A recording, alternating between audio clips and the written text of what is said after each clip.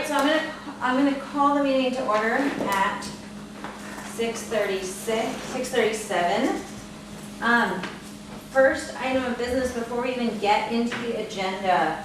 We do not have Shauna here with us tonight. I let you all know that ahead of time by email. So Caleb kind of tentatively offered to take minutes unless someone else really wanted to do it. Is there anyone who would really like to take minutes tonight? You weren't supposed to tell them that I tentatively offered that I first. know, but everyone looked like they were jumping out of their seats already. All we require for the minutes are the motions, right? Who made the motions, who seconded them, and then what the outcome was. Okay, so that's all that is actually required. So anything beyond that that you want to capture is great, but that's what's required. I'm gonna try. My internet I was working is not. Is that a 1 exclamation mark? Yes. So And will you send me that I document? will send you. I am prepared to send. I think. Make sure where the microphone is and the suckers are. Just one moment here for our logistics.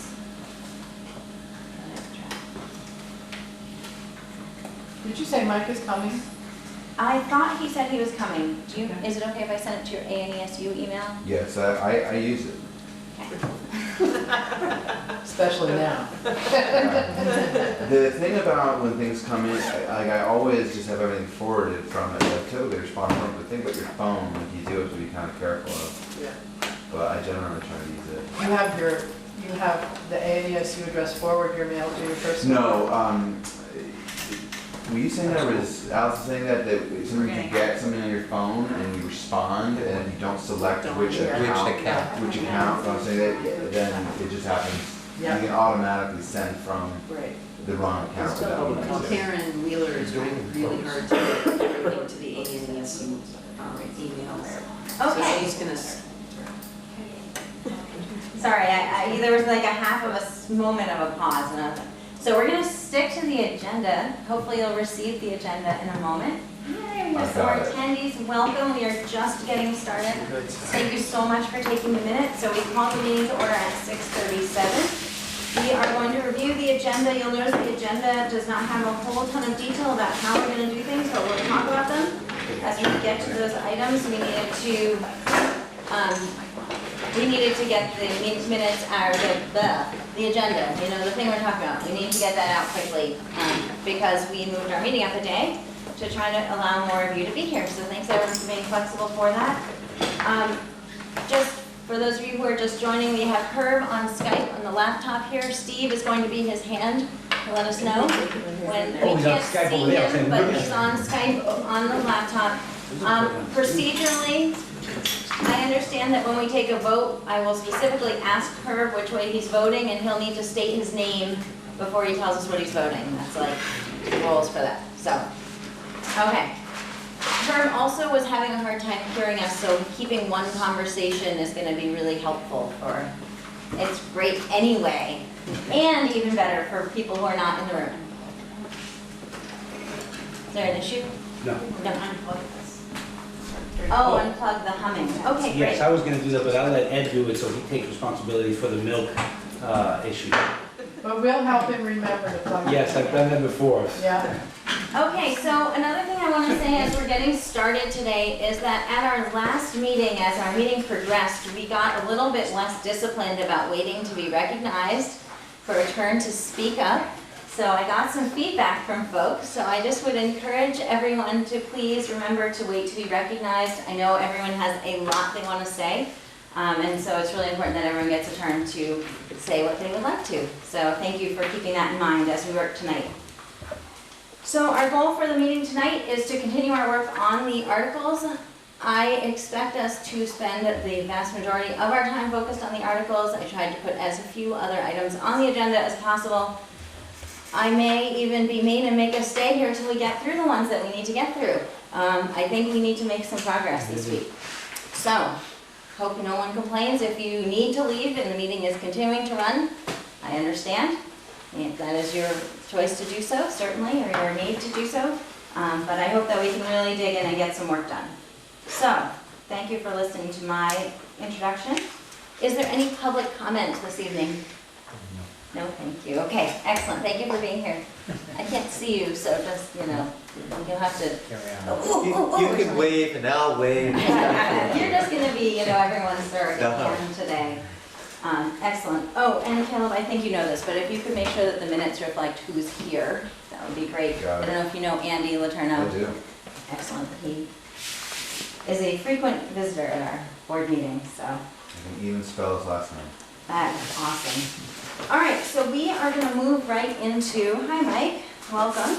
We're gonna move right into drafting the articles in the report for the Union District.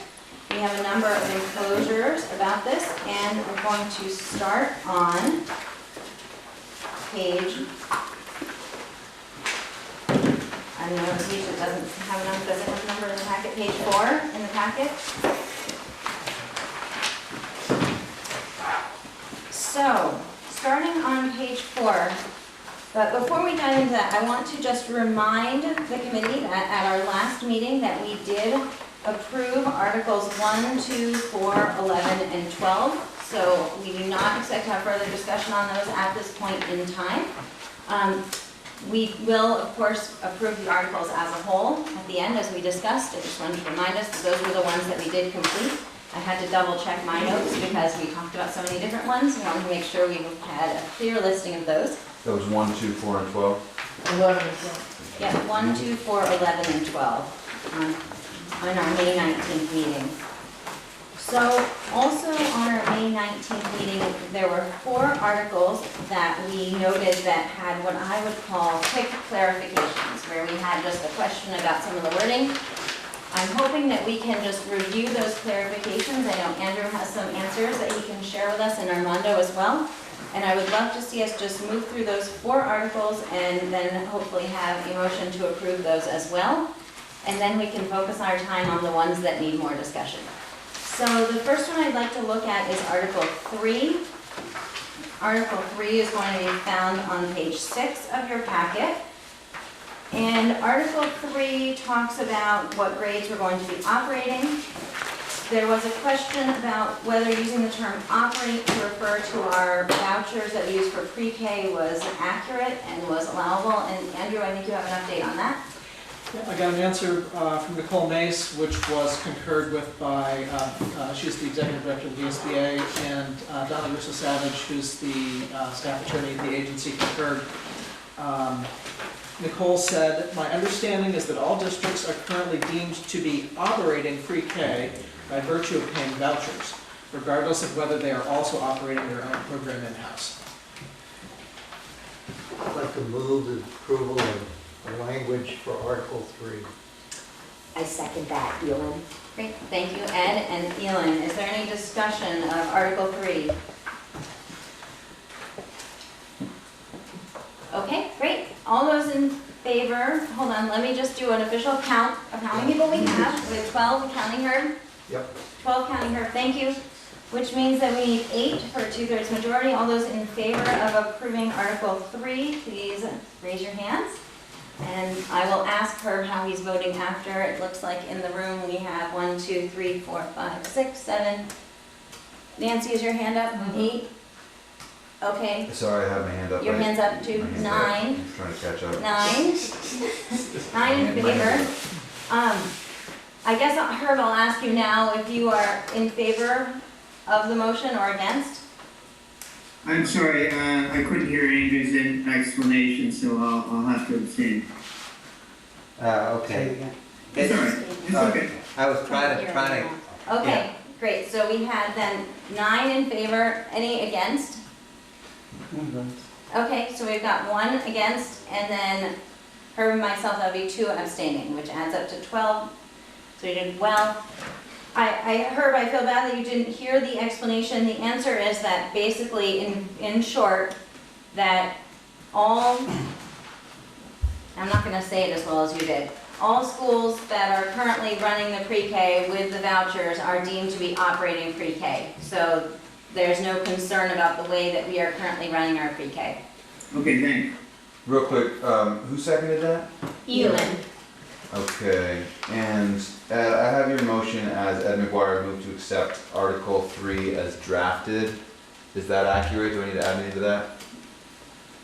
No. No. Thank you. Excellent, thank you, and thank you, Caleb. Okay, so the next article that we had clarification on was Article 6. And I have a note that on Article 6, which is the article about special funds and debt, we had a question about basically the fact that because we were going to have these budgets that were going to be coming together, was that going to create any issues for any particular school applying for a grant that was specific to their school? And Armando, I know you sent me an email today. Do you want to provide an update on that? Yes, unless and this is a question, and I'll try to speak up so her can hear me. The question was about grants written by individual schools. Will that money go to that school? And the answer is yes, unless the board writes a policy that says that all grants have to come to the district. So the answer is yes, a school can write, and it happens on a regular basis. If the new board decides that's not how they want to operate, they can change that. But I doubt they would, because then who would be writing grants that are going to then get absorbed by the general fund? So in experiences that I've had when I called around, yes, local schools can write a grant specific to their school and be accepted. There may be a process that the district has to go through, but yes, the answer is yes. Great, thank you for that clarification. Is there any further discussion about Article 6? Nancy? Oh, I'm just Nancy. wondering whether we want to add a D to Article 6 that specifically speaks to that. discussion? Sarah? I just think we have to be really careful about the fact that we're not elected, so us making the rules seems like we're going too far. So I think we should make sure that we elect the right people to the board, and then hopefully those policies will be made. Nancy? I wasn't at all, Sarah, meaning to I like the make a suggestion. rule about, I wasn't intending, I didn't mean to sound like I was intending that we make a rule about what policy board, the future board could or couldn't make. I was suggesting that that if this might be something that people voting on this would be concerned about, it might be reassuring to put into words what Armando just told us. Oh, Andrew? I think the language in here may speak to the concern. It says scholarship funds or accounts held by school districts prior to June 30th of 2018 that have specified conditions of use will be used in accordance with said provisions. So I think that this makes clear that the intention is that anything that has been designated for something continue to have that designation. Wait, hold on, okay, I saw Ed, did you still have a comment, Ed? I was gonna say that I expect that the board that's elected will behave reasonably on these matters. Yes. I don't need to tell them more than that right now. Okay, Galen? I was going to say that actually, the less we have, the better. But I'm actually a little bit worried. This says scholarship funds are like accounts held prior to June 30, which sort of implies that you can't go do something going forward. So to me, that the line you pointed out goes the other way. Andrew? So I guess I'll say one thing and then I'll give an example that I know about. I think it would be unlikely that a school board would accept a grant or a gift for one purpose, which if it was after June, the new board would accept the gift for one purpose and then change their mind and decide to use it for another. I do know that this has happened. One of our middle schools was, they actually applied for a grant and lost the grant, and some folks decided that they wanted to just give them the money. I wish I had that kind of money to give to schools, but the district did not take ownership of that money. The money was given to that school for a specific purpose, and that the administration in that school was figuring out how to spend it for the benefit of those students, which was the intention of the donor. So I don't think this is a huge concern, and Armando might have. And just to follow up on that, that would still be managed by the school funds, but it's still, you know, it would still go through the business office, but it would be designated for, and I'm gonna use Moncton as an example. Betsy's written a couple of grants that are specific to Moncton, that I can't imagine would not be accepted as a Moncton-specific grant, let's say. Any further discussion on Article 6? I guess I just, Mike? Sorry, you weren't here when I said I was gonna ask everyone to wait to be recognized tonight. Mike? I've got no problem with the language and think it's fine. I just do need to comment though, apropos of the exchange about between Sarah and Nancy. I do think I think we're impaneled to make recommendations to the voters on what to vote on what to vote on. And I think it's pretty important that we, not specific to this one, I'll be very quick, that we consider how what we put before the voters will be taken. And not just say, for me, not just say, I trust a future board to do everything right. I think it's much more complicated than that. Great. Allison? Can I make a motion? Is it time to make a motion? I think a motion can be made at any time that someone chooses to do so. I am going to make a motion that we accept Article 6, Special Funds and Debt, as written. Is that how we want it? Is that essentially what we're talking about? I don't think we had any changes. I did not hear it. There weren't any changes. I will second. Great. Steve. Seconded by Steve. Is there any further discussion? Okay, hearing none? Oh, Sorry, Nancy? never mind, it's okay. No, Well, I guess I was going to suggest that we could at least change the heading so it reads special funds, grants, and debt.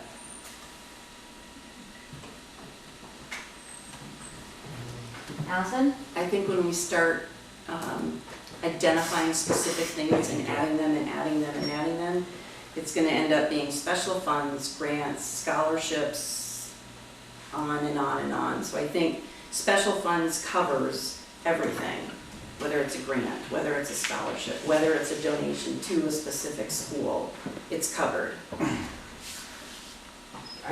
Armando? And it's just clarification, and maybe Andrew can, Nancy, you just mentioned debt as one of the three things, I think just the grant, scholarships, debt. Debt is not part of it, debt does go to the new entity. It's the type. Right, I mean. Oh, It's capital debt. It's capital. Okay. It's part of the capital debt. Yeah, okay, I'm sorry. Andrew and then Steve? And this is more of a general comment than specific to this particular article, but when we send this package to the attorney to review, they will give us some feedback about things that perhaps should be slightly different. The important thing, I think, is that we get the concept clear among members of this committee so that we can work with the attorney to make sure that the language accomplishes that goal. Great. And Steve, did you have your hand up? I did. And this, I understand exactly both Mike and Nancy's concerns, which is making sure in some fashion that the voters' concerns are addressed.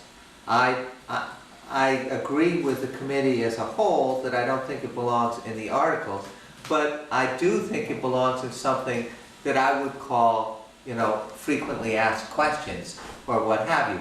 I mean, it's very important that people in Lincoln, for example, understand that they can continue to have the Friends of Lincoln School, and that those monies that are raised by the community of Lincoln can continue to go to the Lincoln School for the benefit of the students at Lincoln School. So, that's my 2 cents. Great. Any further discussion? Great, so all those in favor of the motion, which, Kale, can I know you're typing, would you mind reading us the motion? Yes, I mean, no. Allison Sturtevant moved to accept Article 6, special funds and debt as written. Great, so all those in favor of accepting Article 6 as written, please raise your hands. Great, we've got 1, 2, 3, 4, 5, 6, 7, 8 here at the table. Those opposed? I'm not, I'm gonna be voting against that. Great, okay, so Herb is voting against, Thank you, Herb. and those abstaining. Okay, so that means we have 8 in favor, 1 against, and 3 abstaining. 8 is enough to have our 2/3 majority this evening. Well, the chair doesn't generally vote unless there's a tie, so I abstain from everything unless I need to vote. I know it's confusing. Okay, excellent. So that is Article 6. So next we're going to move to Article 9. And Article 9, which starts on page 9, very convenient, was around the board of directors' terms and elections. And I guess I'm thinking, we had a question about the wording. I'm not sure that we can actually approve this one yet because we haven't determined how many board members we have. But the specific question we had on Article 9 relates to the phrasing where it talks about the months between the date of the organizational meeting of the school district, blah, blah, blah, blah, blah. We were wondering if it should be less or plus. Does everyone remember that discussion from last time? I see some head nodding. It was a very confusing discussion and confusing wording. Andrew has the answer for us. Andrew. Well, I don't know that it's an answer, but I have the way that it is intended to be read. So it is read to mean not that those months are subtracted from the total term of 1, 2, or 3 years, but rather that they are subtracted from the period of time between the organizational meeting and the annual meeting. So in essence, the 1, 2, or 3 years plus those months. So Those are not my words, but... So I can only personally say that having heard that, I feel like it's the kind of thing that you have to trust the lawyers. They know what they're talking about. That's my sense. It sounds confusing, but it sounds like that's probably the way it's meant to be. So now, Andrew, other discussion. So I'm gonna clarify that 'cause it was a little, so you're saying it's intended to be read that those months are not subtracted from the term lengths, but are subtracted from the time between the vote and the annual meeting. Between the organizational meeting and the annual meeting. Between the organizational meeting, Yes. and the annual meeting. Right, okay. Which has the impact of adding them to the end. Okay, yep, Sarah. Can I just ask a clarifying question? If you get elected, let's say, this November, the organizational meeting, so ACSU is right now, like in early June. So would our organizational meeting, let's say it's the same time, early June. If you have a 1-year thing, does that mean it starts the following March? Like after town meeting? Like when does your actual term start? And would that mean that you would be done before July 1, 2018 even happened? The 1 year people would be, sure. So Andrew, can you clarify that? It just seems weird to run for something that doesn't exist.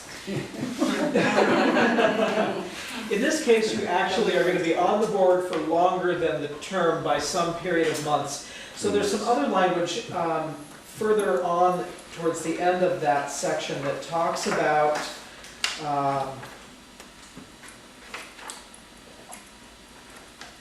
when the annual meetings are on town meeting day. And we, So essentially what happens is the time between you're elected and the first town meeting day does not count towards your term. So your term starts on that first town The meeting day. clock starts running Yes, for your term. yes. You are serving. But, right, you Yes. take. Okay, Sorry. sorry, I know I'm being mean, but No, Steve, did you want to be recognized? no, I'm good. Okay, Ellen, So if they only have 1 year, they will stop before this entity really is in place, but The budget. they're doing the budget and the articles and a whole lot of work before it starts.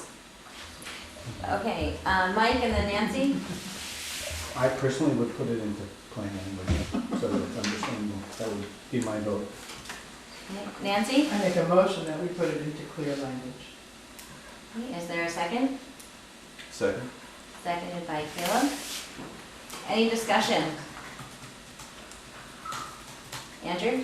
I'd recommend that we ask our attorney to, if they could draft it in clearer language, rather than trying to do it ourselves. Any other discussion? Nancy? Well, I think, I thought Sarah's question was such a good one. I think it would not be very hard to put it in language, even if we need to give an example, to put it in clear language in terms of a person who is elected on November 8, 2016 will begin their term of office on such a date. And walk, it's not going to be hard to write that, and I don't think we need an attorney to do it for us. Great, Allison? How about if we changed less to not including? So Okay, the terms, so Ed had his hand up next. I'm mindful that there's a motion here, but I'm inclined to think, I don't want to get into writing language here tonight like this. Either a lawyer does it or some small group of us does it away from here and brings it back. Great, Mike? Just a recognition that both can be true, that language can be suggested and lawyers can review everything anyway. Great, Steve? And actually, my suggestion would be as simple as a table that says the 1-year term will expire on, Yes. and the 2-year term will expire on, and the 3-year term will expire on. And so, and by the way, I believe they'll all expire on town meeting days, right? Well, first one expires on town meeting day, I believe 2018, the 2-year of 2019, and the 3-year on 2020. And that just makes it very simple. Great. Great. So I think that at this moment, we have a motion on the table. Caleb, I know you're working hard. I wonder if you would, when you have a moment, be willing to read back the motion for Yes. me? The motion was, Nancy Cornell moves that we put it into clearer language. I had added it being the language at the end of the final paragraph of Article 9 describing terms of office. Indeed. And, right, seconded by me. Great. Is that okay? That's great. So what I'd like to do at this point is to call a vote on this. So we are voting on whether we believe that Article 9 should be reworded into clearer language. I personally believe we can address the question of how we are going to do that.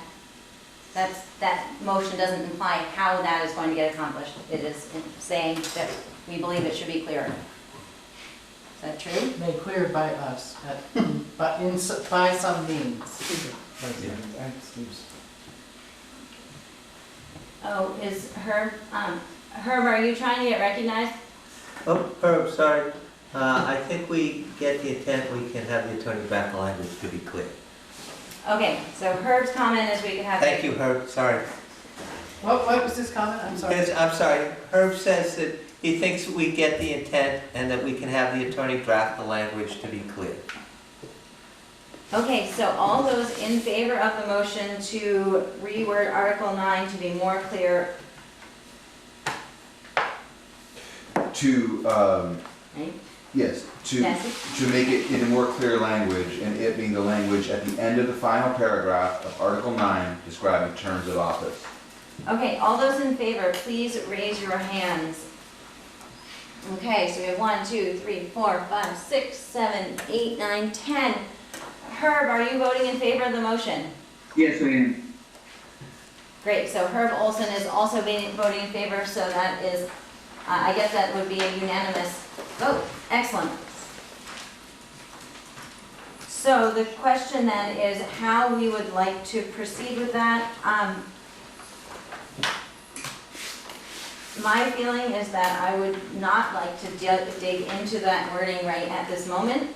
My hope was to spend most of this meeting talking about the really tough stuff we have to figure out. So, discussion, I see Allison has her hand up. I'd like to move that we accept Article 9 as written with the understanding that we are going to make the portion at the end of the article, terms of office for directors, more clear. And the More clear. table. And the table. Second, I'm just Okay, confused. discussion, Mike? I'm just confused by the motion. I think the motion is that we accept it as written after we change it. And I don't know that such a formal,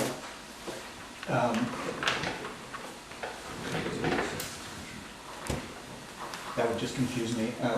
But I also will say that I very much like Steve's suggestion of putting a table in there, and that while I have the floor, I trust that ideas can be put on the table and then you can look at them and make sure that. Just changing the table. Just putting it in. Okay, so we've got a So- motion on the table that hasn't been seconded. Yes. Has it? Oh, I missed that, great. Who Ed seconded it? seconded the. Thank you, Ed. We're keeping you busy. Yeah. Is there any further discussion of the motion? Caleb? I do think it's weird to accept it as written with language to remain to be written. I want to figure out a way to make that work, but that doesn't work to my ears.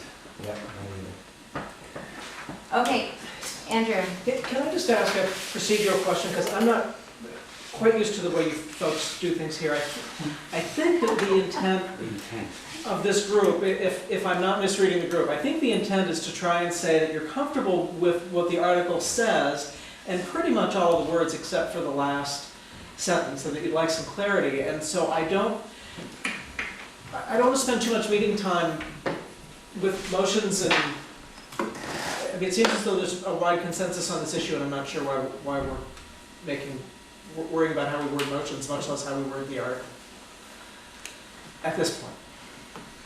Great, any other discussion? So at this point, there's two, Nancy? I'm going to vote against the motion because I'm concerned about adopting language that isn't settled. And so, but I'm perfectly comfortable if there's one of us who's willing to go away and come back with language that would be clear that we could adopt at our next meeting. Okay, so at this point, thank you. There is a motion on the table, so I think that we have two options, that the motion, should it not be withdrawn, will be voted. I So, withdraw my motion. thank you, Allison.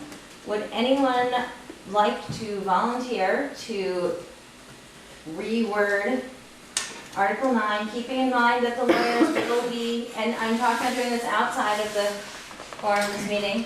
I think I see, I'll be happy so Steve has offered, I see Andrew has his hand up, he doesn't like this.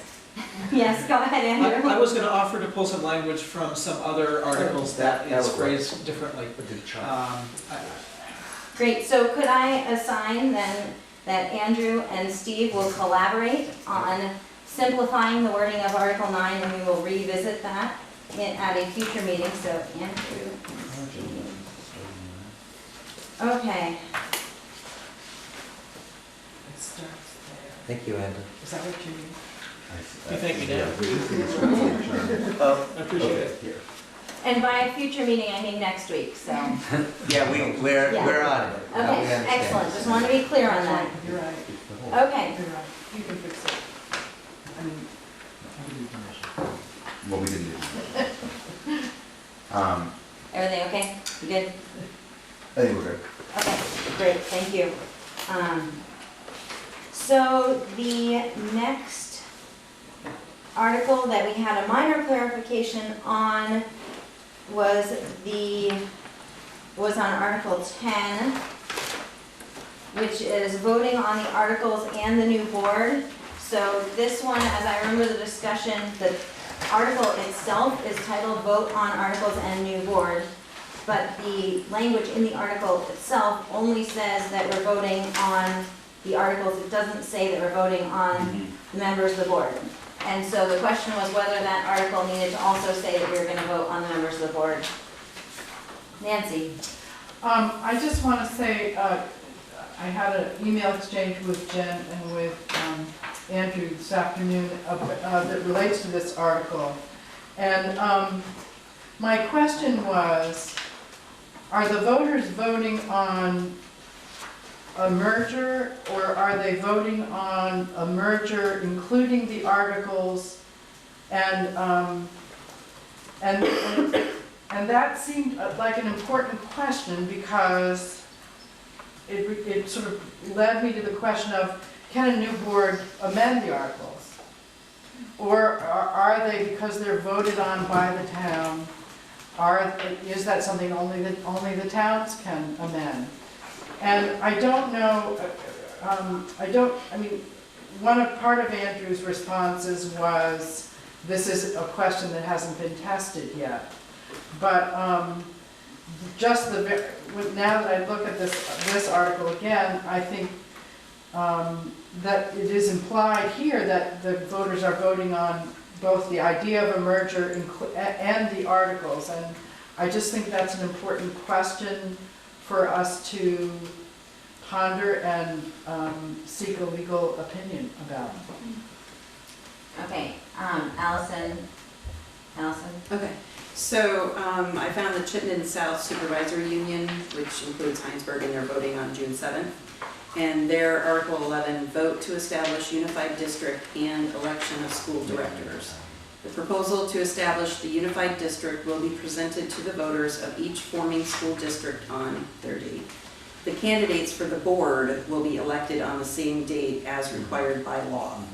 Pursuant to 16 VSA Section 706E, subsection B, nominations for the office of school director representing any district town shall be made by filing with the clerk of that school district town proposed as a member of the unified district.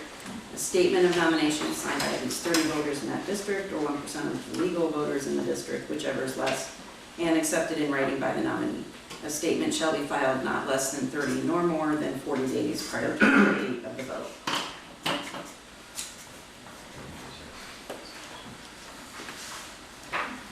I think Andrew had his hand, and then Nancy. So I don't think we have the language in these articles about how the directors would be nominated, because I don't think this committee has decided how you want that to happen. So I think that's part of the reason that that's missing at this point. And I want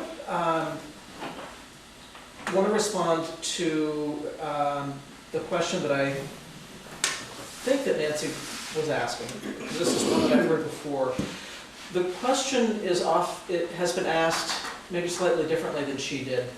The question is, what can the new board change about the articles? And the short answer, which I've heard from a number of attorneys and folks in the agency and other organizations, is true that it has not been tested in court, which is why there's a little hesitation in terms of giving it an absolute certainty.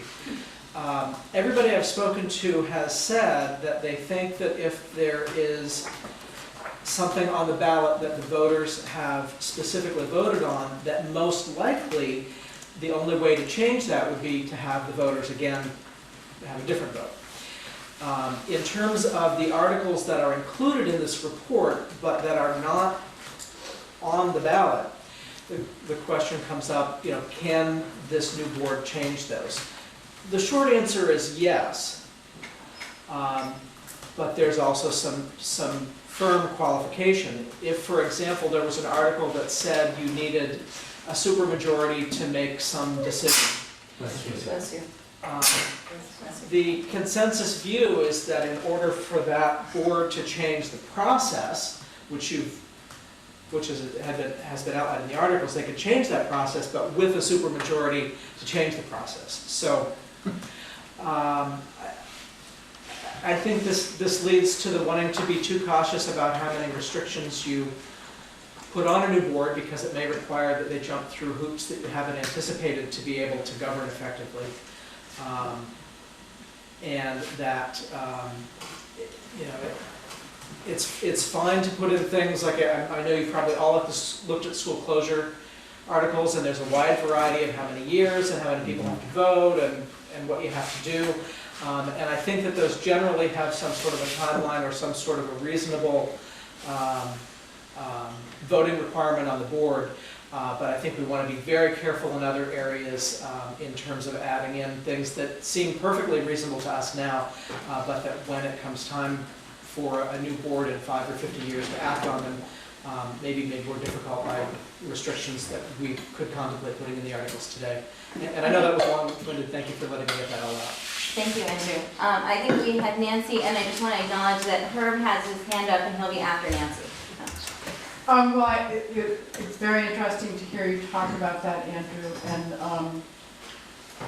from what I've learned so far, in addition to what I've learned from you about it, I think there's a range of opinion about this, but I think from what you said too, it does raise the question about whether the articles themselves should be included on the ballot, and I think that's a question we'll not consider tonight, but something we want to keep in mind. Great. Herb? Yeah, can you hear me, Jennifer? We can hear you great. Okay, super.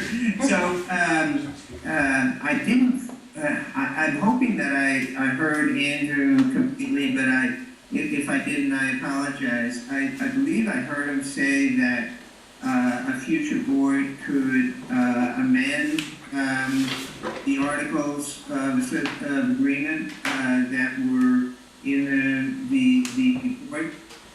If that's correct, you may have consulted some folks. I think I disagree. I mean, the statute says that our articles of agreement are intended to govern the future union. And I'm not sure how you could have them govern the union if they can be changed by a future board. So, and again, I apologize if I didn't understand Andrew. I apologize. I think you understood what he said. We have a lot of hands up. I just want to be clear that what we're talking about right now is Article 10, which is about voting on the articles and the new board.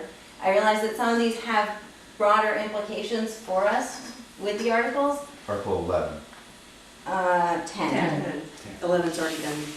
She read Article 11 from the Chittenden board. Got it. Yes. That's where you got 11. Oh, it's their article number 11. Okay. Great. Got it. I'm good. All right. And you touched my arm. Was that because someone over? Okay, Steve. If what we're going to discuss is really just Article 10, then my comment was not germane. Mike? On the same topic of voting on the articles, isn't there an analogy, local government folks will know this better than I, you don't exactly vote on the zoning or the town plan. I mean, it's not on the ballot, yet the voters would have to vote to change it.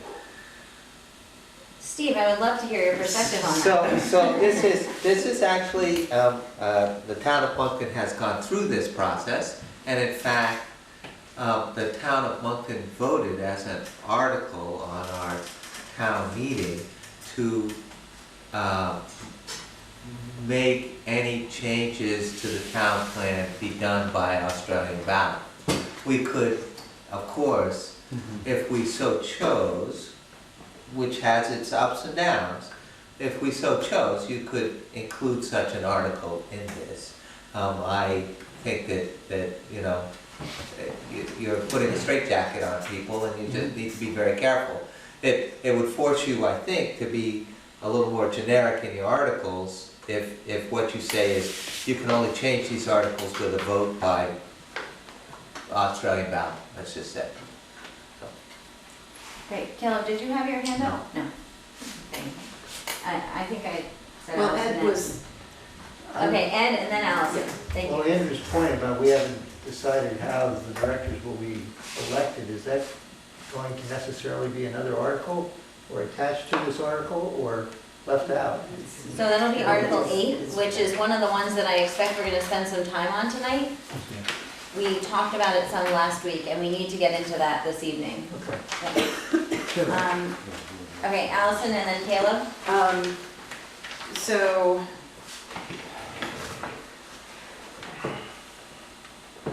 I make a motion that we accept Article 10, vote on articles and new board to state what it currently says in our agenda, and add the candidates for the board will be elected on the same date as required by law.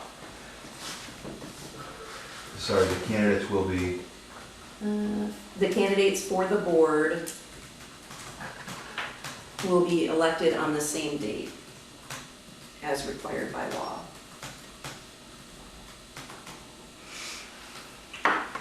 Is there a second for the motion? I will second that motion.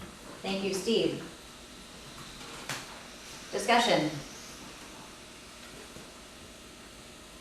Oh, Nancy. Allison, just a question, were you intending that that would be with that addition, that would be the beginning language of this article, and then the sorts of things that were included in the piece you read, we would include in this article later, once we know the answers to our questions about how how that board is gonna be configured, whether they'll be at-large members and all those decisions? Or did you mean That, I'm not including, sorry, Allison? I'm not including that language in this. I'm just saying the articles to create a unified union district will be on general, the way it's written, the vote will be by Australian ballot, and then the candidates for the board will be elected on the same date as required by law, and that's it, nothing else. And then if we decide to discuss that elsewhere or insert it elsewhere, that would be the time to discuss it. But you wouldn't insert it? I'm not putting it in there now. With that motion, you're not putting it in. Correct. Excellent. And then, Ellen? It seems a little strange to ask the voters to vote on something that we will already have done. Right? These articles, we're putting these articles forward for people, so it doesn't seem like how we're going to choose or let people nominate. We have to decide it, we have to write it down somewhere, but I don't see why it needs to be in these articles that we're asking the public to vote on when we will already have done it. And But I maybe might be can I missing clarify, because at the time that they're voting on these articles, there will already be candidates who are being voted on, Right. right? So, We will already put a process in place and used it, what I assume a process like what Allison read, but it will already have happened by the time a vote takes place. it's an interesting point. Okay. Mike? I'm less concerned about the election of the members, because I think that's fairly clear. I read the articles to create a unified union school district shall be submitted to the voters of each of the school districts to mean that we're putting the articles in front of the district. And I think that's pretty plain language. And I think that's good. Nancy? I'm just going to suggest that we go, I'm perfectly happy with the language addition that is in the motion, but I think that in the interest of people really understanding these articles and being able to follow them easily, that when we make decisions about the composition of the new board, we may want to add language that talks about how people get on the ballot, so that people will know, because they're going to see these articles long before November 8th. So I want to vote for the motion, but does that mean, I'm asking you, Jen, does that, will we be able to add language to articles we've already approved later? So I would say that the intention of approving the articles is to say that we're That we're pretty done? close to done Okay. discussing those. However, it seems to me that as we're discussing what the board composition comes up, looks like, and we feel really strongly that somewhere in the articles it needs to explain how they're, and this is the place it goes, then this is the place it goes. So, is that a clear enough answer Well, of how I would see it? So, I think that we don't need to wait on approving this article until we answer all the other questions that might come up somewhere else, because that could happen. In discussing another article, we realize something. Andrew, and then I'm gonna call a vote. Just quickly, then I think the language is good enough, and when we do a final review as a whole package, we'll make sure that all of the things that are in there need to be there, and the attorney will check that, and the AOE will check that. There's a lot of checks and balances to make sure that we get all of those things in there. And once we know how they're gonna be elected, then we'll insert that language. This committee will have the chance to look over the articles repeatedly. I think at some point, and we're getting close to it, there will be a draft that we might call the first draft or second draft or whatever we want to call it. And that will likely have some changes as recommended by others. Is there a second on that motion? Yeah, There was a second. second, Steve Great, seconded. thank you. Kate, we haven't heard much from you. Did you want to say something before we have the vote? Processing all the language. So am I just oversimplifying, or is this basically emphasizing that the date will be, and instead of the articles are? I mean, we're voting on that the date will be and not the writing of all the articles is, or is that not clear?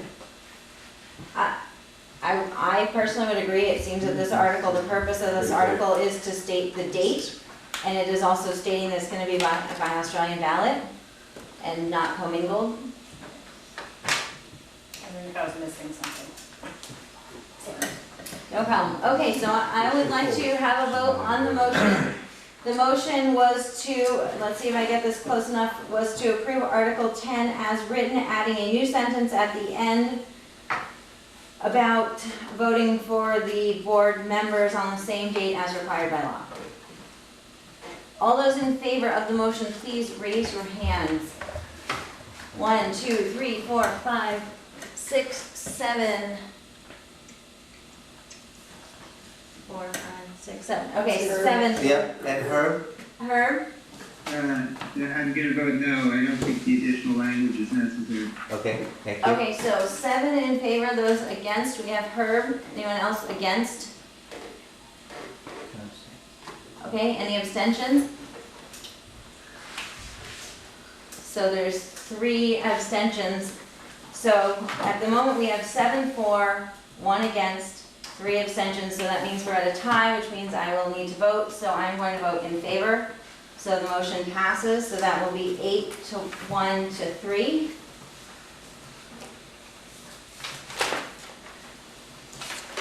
Okay, so Article 10 is settled for now. We need to move into the ones that require more discussion, although I had thought we might cover those a little bit more efficiently than we did. We had a lot of great discussion, as we always do. As we move to those, I wanted to take, not more than 5 minutes to talk about the name.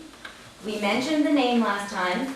I don't want us to spend half an hour or 3 hours on the name. Allison had an interesting suggestion. I think it was Allison who mentioned this to me at the end of the last meeting, what some other areas have done. So Allison, would you like to share with the committee what you've seen in some of the other articles and reports?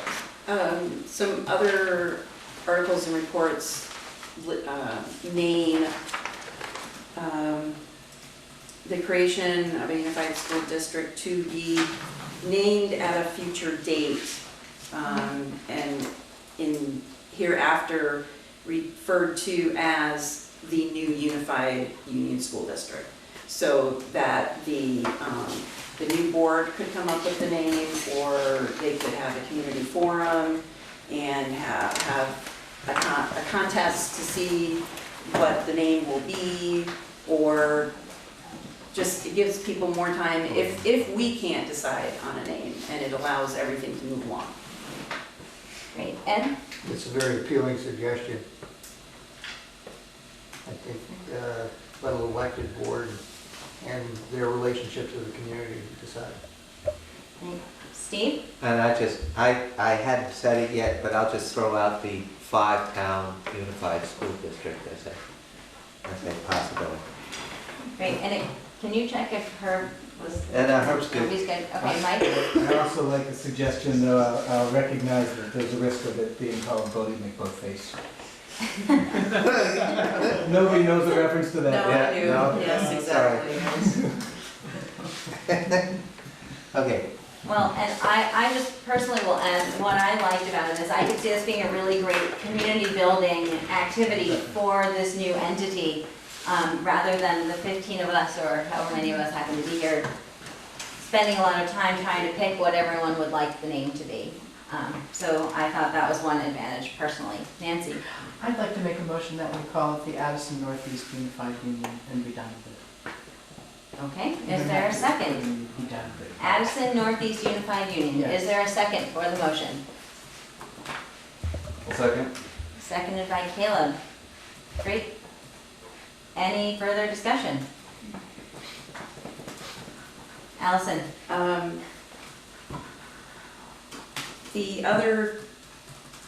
A lot of the other groups are calling it, say, Addison Northeast Unified Union School District. Right, sure. Oh, okay. I mean, You just want Addison Northeast to be the first part. yeah. Okay, any further discussion? Oh, so are you still So do discussing? Yeah? Do we need to amend it, or can we just say I that's? amend my motion to read Addison Northeast Unified Union School District. Yes, Mike? Nancy, can you say a few words as to why you want to just do that? Or? Well, it's simple. We don't have to learn what the new thing is called, and other people don't either. I think the new board will have plenty of other opportunities for community engagement and important work rather than doing a contest about the name, even though that would be kind of fun, I'm sure. I just think they're gonna have much weightier matters.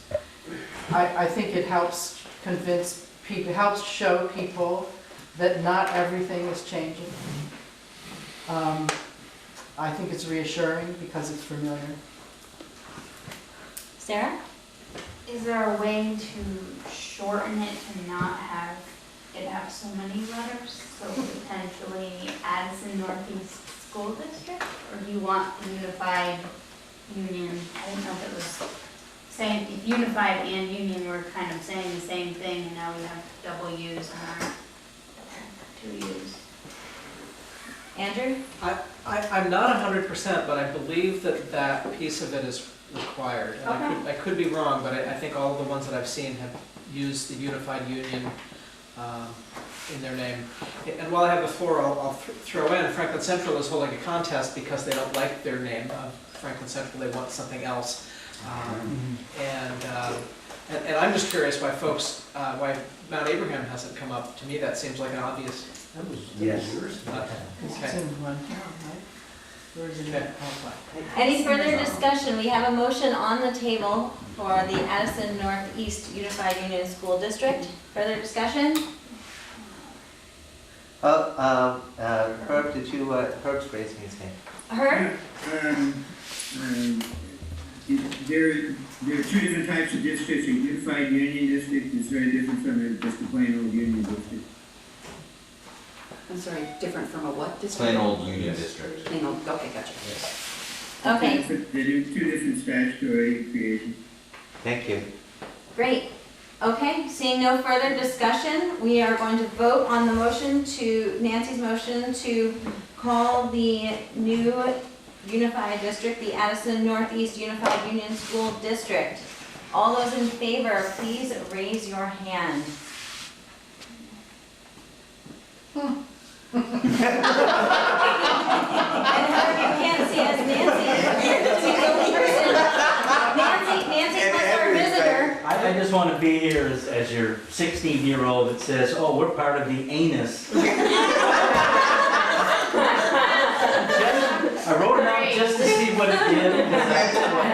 I withdraw the motion. All right, thank you. Okay, can we do that since we started voting, because she withdrew the motion? Well, it It failed. doesn't matter, it fails, okay. Man, and I thought we were gonna knock one out, okay then.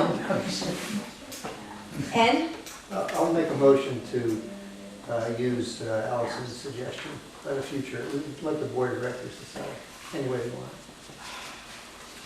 okay, so we have a motion to let the future board determine the name, is there a second?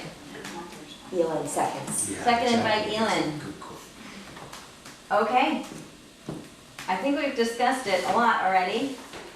Seeing no hands up, all those in favor of allowing the future board to determine the name of the new unified union, please raise your hand. They may Alright. decide. We got 1, 2, 3, 4, 5, 6, 7, 8, 9.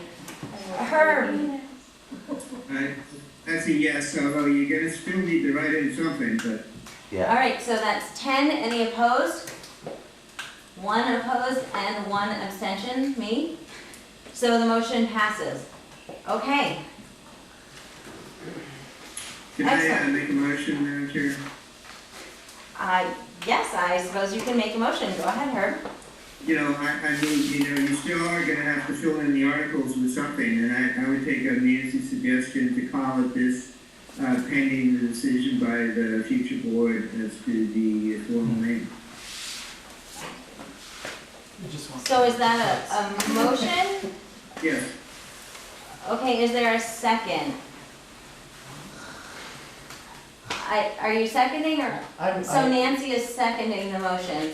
I'm not clear on what the motion is. I I just want clarification. think the motion is, if I got this right, Herb Olson is moving to refer to the new district as the Addison Northeast Unified Union School District until such time as the new board renames it.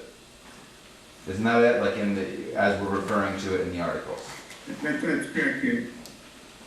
Great, and so just for clarification, I know you haven't been hearing all of us very well, so Allison shared, when she was sharing her example, that in some of the articles, that they specifically refer to it as, that, can you read it again? The new unified union school district to be named at a later time hereafter referred to as the new union, the new unified union school district. So you just put new. So it's not really required that we have something specific to call it for the articles, if we aren't defining a name for it. But that's just, I wanted to make sure that that was clear. Is there any further discussion on the motion to use the name Addison Northeast Unified Union School District in the articles? Nancy?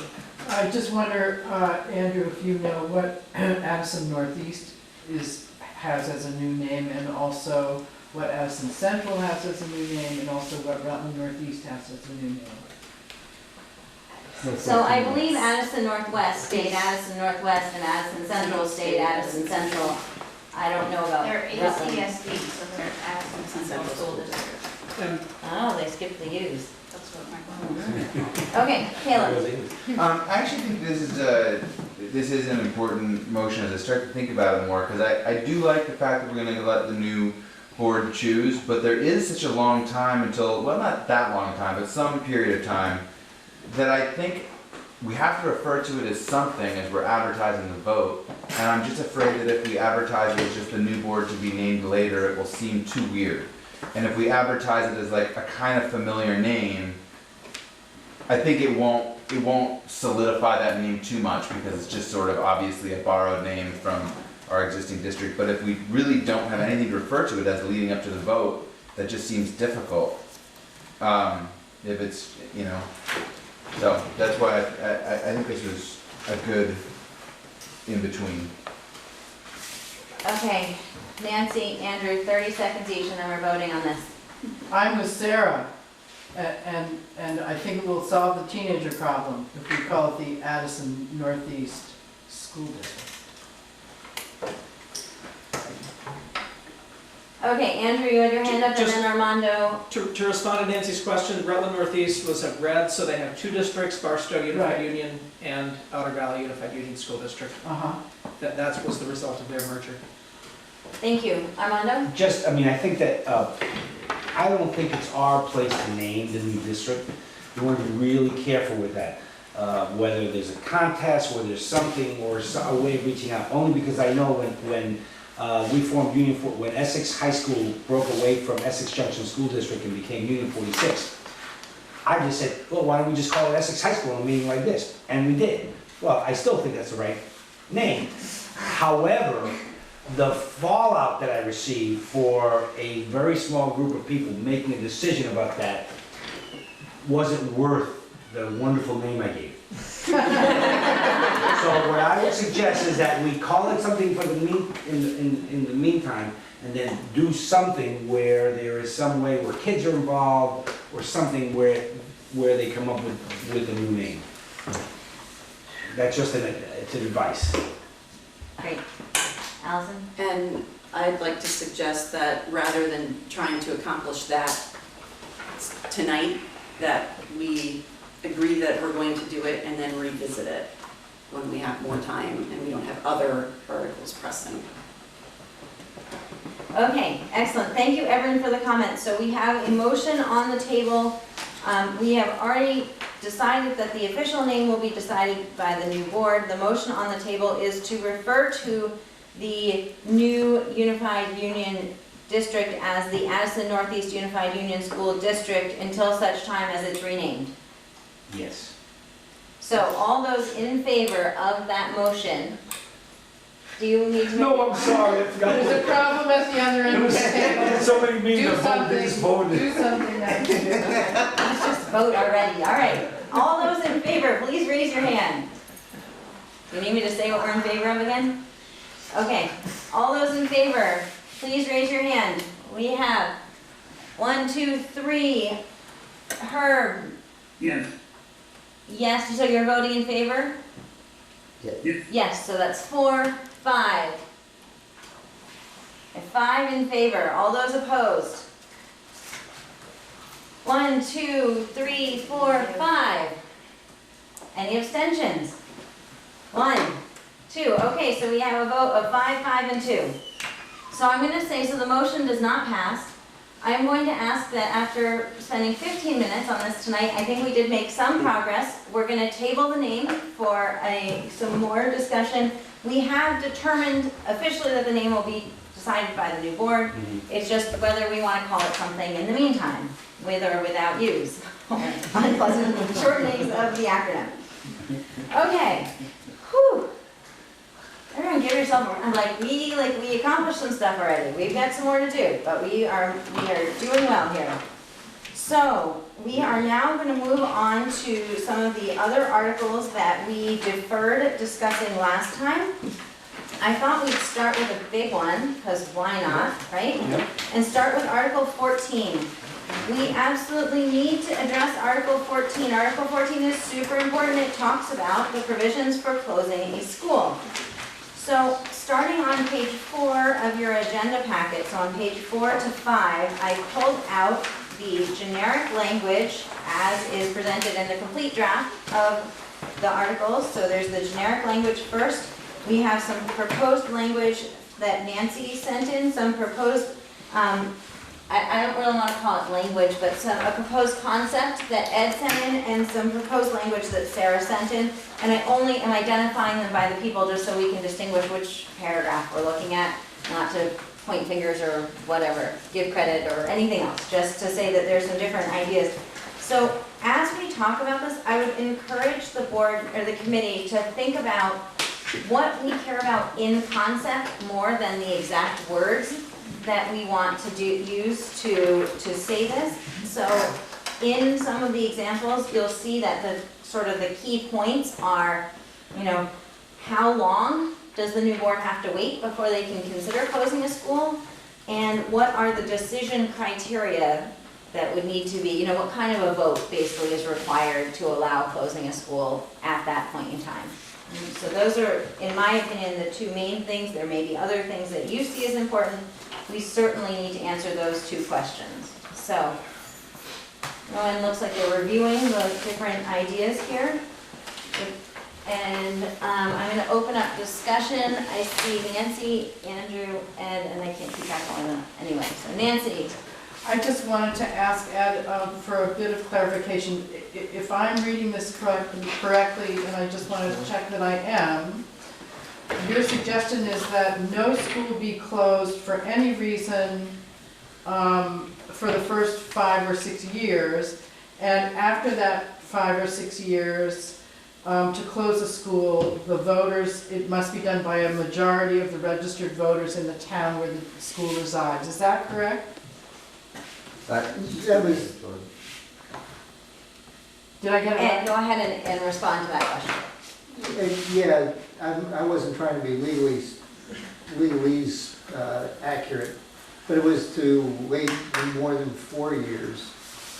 Also, I'll point out that my statement about repurposing a school, I thought about it, and it probably shouldn't belong here. I don't want to hamstring the new board in that way. I just thought that kind of thing ought to have the same weight of importance as closing a school.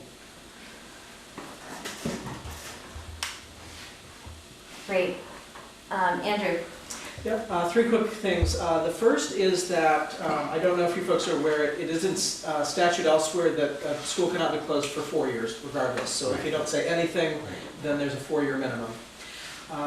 The second thing to address is that, I'm trying to look for the word, grade reconfiguration, that concept is not covered in this issue.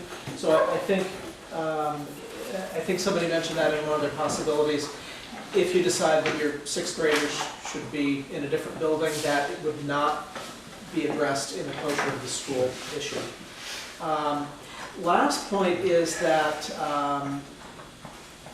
I would be very cautious in terms of looking for voter approval in terms of closing a school, particularly in the town where it's located.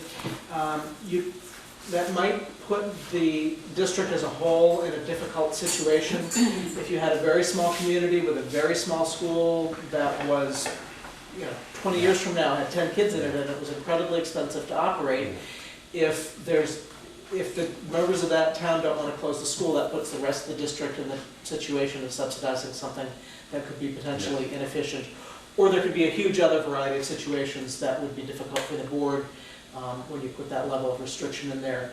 I do support the idea of perhaps having the board, needing more than a majority or other more reasonable things to make sure that it's a solid vote of the board, but I'm just concerned about asking for the electorate to make that sort of a decision. Thank you. Great. Nancy. I haven't studied all of the approved articles of agreement from the other unified unions, but I think there are a number of others that that do require a vote of the town. And I know that you don't think that that's really important, but it might be. Great, thanks Nancy. Mike? I just want to recognize that without a vote of the members of the town, we would be asking, for instance, the majority of the voters of New Haven to vote for articles that would allow their school to be closed without the majority of the voters of New Haven. And I think that's awkward. And I think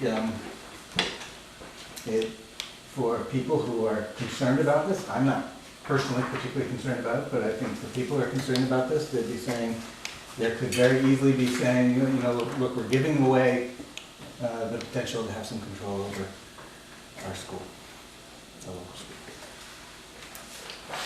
Great. Sarah? I think the only reason that, Ed and I both wrote it too, and New Haven is not a small school compared to a lot of the other districts. I think it's pretty comfortable comfortable in its size, and I don't think it's really at risk of closure. But as far as anticipating, I think that we've all done that, just anticipating where the challenges might be from our own voters, that would be, I think, the one from this town. So I think that's why we each try to just draft something to make sure that it was shown that it was kind of important, I think, to the members of this community. So I don't think there is really a fear. There's not a fear from me, but I think that's why we put them out there. So I'm pretty flexible with the language, but. Great, Mike? Sorry, just a clarifying question for Ed or Sarah, and I apologize if you just said it and I missed it. Supermajority vote of the registered voters? No, Ed? I was thinking that the directors have to vote too, and they would need a supermajority to even, So your concept is that there would need to be a supermajority of the board and then a majority of the voters. voters. Yeah. That was my intent. Great. Allison, I think you had your hand up. Are you still waiting? I'm just gonna reiterate the clarification. Seeing as how we don't even usually have a majority of our voters vote in our elections, saying a supermajority of voters or 2/3 of the registered voters would be problematic. It's setting the vote up for failure, essentially, because you have to assure that you've got at least that many people. That's not what So the intention would be, yeah. can So I think I they- assume that the intention is if there is a requirement for some proportion of the voters, it's of the people who vote, right? Can I assume that's Yeah. what is implied in all of the, okay, Okay. excellent, because yeah, that would be challenging. I think Sarah had her hand I up. forgot what I was gonna say. Okay, Kaylin? I hear what Andrew's saying about the limitations this puts on a future board. You can imagine a town gets really tiny, that town's the only one that can close their school, the school gets really far down. But I think that you can extrapolate a lot of worries around Act 46, and we see it on both sides. And I think sometimes people say there's gonna be this new board that's, centered in Bristol, and it's gonna be our overlords, and they're gonna take everything from our schools, and that's too much too. And I think this is a little too much on the other side. I think there are so few places to preserve what reads as local control within some of these articles that I'm reading, and maybe this is another hard place too, but I think it's important, and I think that I personally I can envision the situation you're talking about, like, yes, I can logically see where it gets there, but I choose to think that wouldn't be actually the way it would play out, because it's still a relatively small tax base, and those voters in that town are still subject to the same inefficiencies. They're just shared across all 5 towns. So it's not as though the one town that refuses to close their school when there's only 3 kids left at it is somehow immune to the effect of that. And I think it just comes back to a little bit of trust on both sides, trust that the more centralized board isn't going to be a total loss of local control, and trust that leaving some local control with the communities isn't going to hamstring the new board. And this is an example where I think I kind of fall on. I'd love to see something like this included if we can. Steve? I think that in considering this, I think that what we ought to do is perhaps take it in pieces. And the first piece would be whether or not we wanted to include language that would require a majority of either a majority of the voters in the district or a majority of the voters in the town where the school was being closed. That would be my suggestion. I think that's a great idea, Steve. Give us something, smaller pieces to try to get to, so Armando. And actually, 2 things, and one is, you cannot hamstring the future board by saying they cannot close a school, or in some capacity. Because if you look at our demographic statewide, the demographic is still, I think we're losing 1 or 2% of students a year. So I don't think we can do that. I like the idea of maybe looking at this one in chunks. And maybe to start with, instead of, the law says minimum of 4 years before you can close a school. Doesn't mean that our articles can't say 6 years, you know, let's say. I'm using 6 as an example. That would be, nothing happens for the first 6 years. After that, then whether majority of the community members voting would probably be the next piece. The board voting, I think, goes back to what Kayla was saying. People might say, well, you know, what do these folks from Lincoln and Starksboro and Moncton know about the issues here in New Haven? So I think that it almost has to be, and Andrew, maybe, isn't that what they did in Chittenden East when they were able, didn't they allow the community to vote to close their own school in the Articles of Agreement, no? I don't think we have any After a certain restrictions. number of years? I don't think we have any restrictions. There's no restrictions, okay. So the Chittenden, whatever that is, Mount Mansfield Union School District, has the authority to close a school after 4 years, That's my with no input from the community. Well, Elin? So I think the thing that I feel strongest about is keeping it to 4 years, because we just have no idea what will happen if a roof goes in, or, you know, I mean, there might be something that a town would want to make that decision for. So I don't think that I would want to make it 6 or 8 or 10, but I think I do want to make it something that the town votes on. Other discussion? Ed? I'll just make one last comment. When I talk to residents in New Haven about this is the only thing that comes up that they mention, is don't close the school. So I've heard it a number of times. You're gonna close schools, that's what you're all about, right? And so that's where I'm coming from. And we could talk later Ed, about the person who came to the board meeting, head of the historical society, who actually anticipated, remember? Yeah, yes, you're right. Which was a different perspective. Right. But I don't want, that's a different thing. No. Okay, so we've heard from Elin that she recommends that we stay with a length of 4 years, that we would not consider closing any schools. Does anyone have any other thoughts they'd like to consider for the length? Mike? I have no problem with 4 or no mention of years, as long as there's a majority of the voters of the town supporting the decision. Could you repeat that, Mike? I didn't hear you. I'm not worried about the number of years, whether it says 4 or 6 or 8 or whatever, or not, or it doesn't say anything which would default to 4. As long as there is a majority vote of the voters of the town in which the school is in. Clarify that. Voters of the town or voters who voted? Voters. People who vote. People who voted. Yes. Voted, yeah. Majority of those who voted. Yes, Majority just to be of clear. votes Measure it, basically. Yeah, not Yours joint. didn't. In the town in question. Okay, Elin? Can I make a motion that we include the term 4 years, for clarity's sake, since that is the law, that we include the term of 4 years in the article? You certainly can make a motion about that. Second. Excellent. Seconded by Steve. Okay. What's the motion? The motion is to include a term of 4 years, At least. right? no, of 4 years. Right. As and you didn't say this in the motion, Right. I'm now editorializing your Right. motion. Please. That the board would not close any school, the unified district shall not close any member school within its boundaries during the first 4 years of operations. That language, that sounds good? Perfect. The rest of it to be, continue to be worked out, right? So we have a motion by Elin, seconded by Steve. Any further discussion before I call a vote on just this one part? Is there a second? I second. Thank you, sorry. That's better. Are you okay, Herb? I have a question when I'm.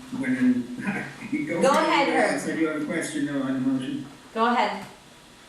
Yeah, I mean, I understand, I think what you're saying, but I guess it seems that the motion tends to imply that after 4 years, the board can close the school, I guess, on its own, No, we're not talking about that yet. Yeah, well, except that why would you say they can't close it within 4 years if something else applies after it? Because I was trying to break down the article into smaller parts. Okay. So I think the intention is not to approve the article at this point, just to agree that we are in favor of the 4 years, and then we will next talk about what the conditions would be or what the requirements would be to close a school after, at some point after that 4 years. Nancy? I just want to clarify, I could be in favor of the 4 years, but if the rest of the article doesn't include a majority of people voting in the town where the school resides, I wouldn't be in favor of the 4 years.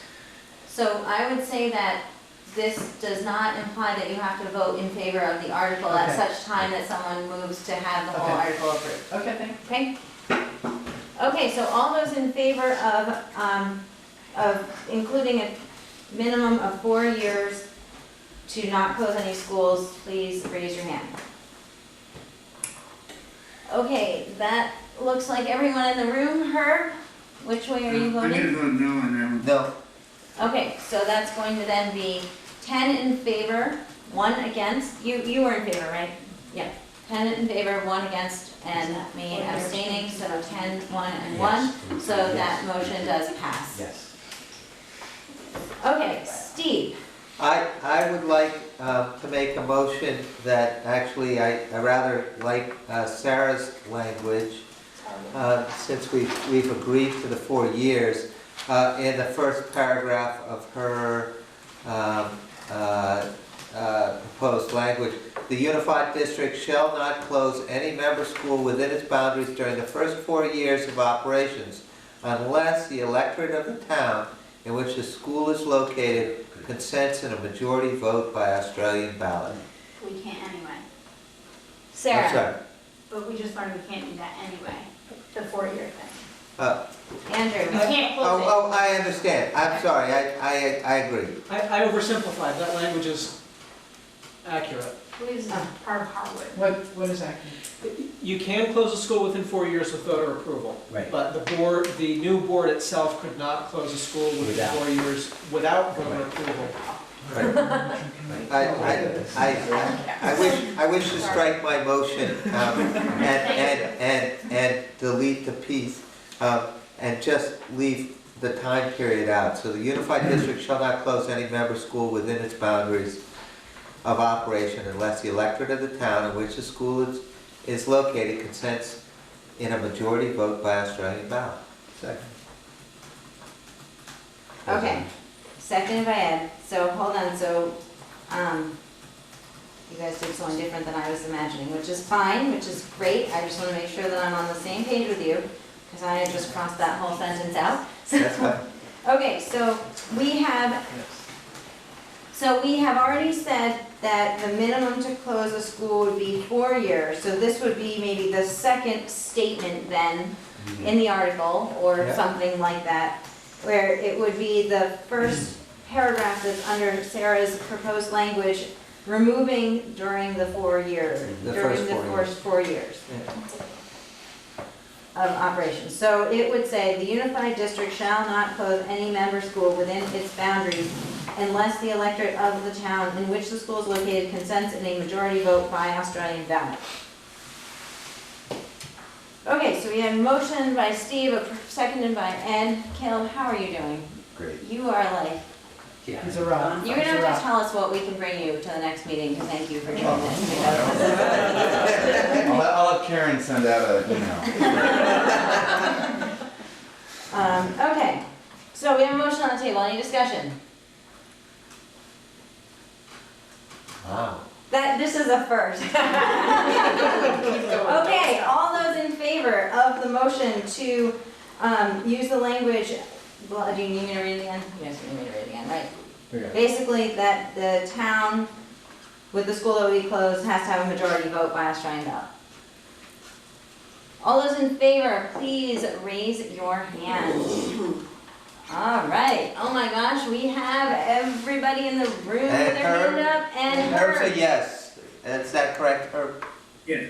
Thank you. Okay, so we have a unanimous vote on that motion, so the motion passes. All right.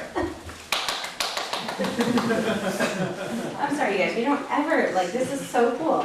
Okay, so now, if we were actually drafting this, this article would say that the Unified Union School District will not close any member schools within its boundaries for a minimum of 4 years. You don't have to write this down, Kelly.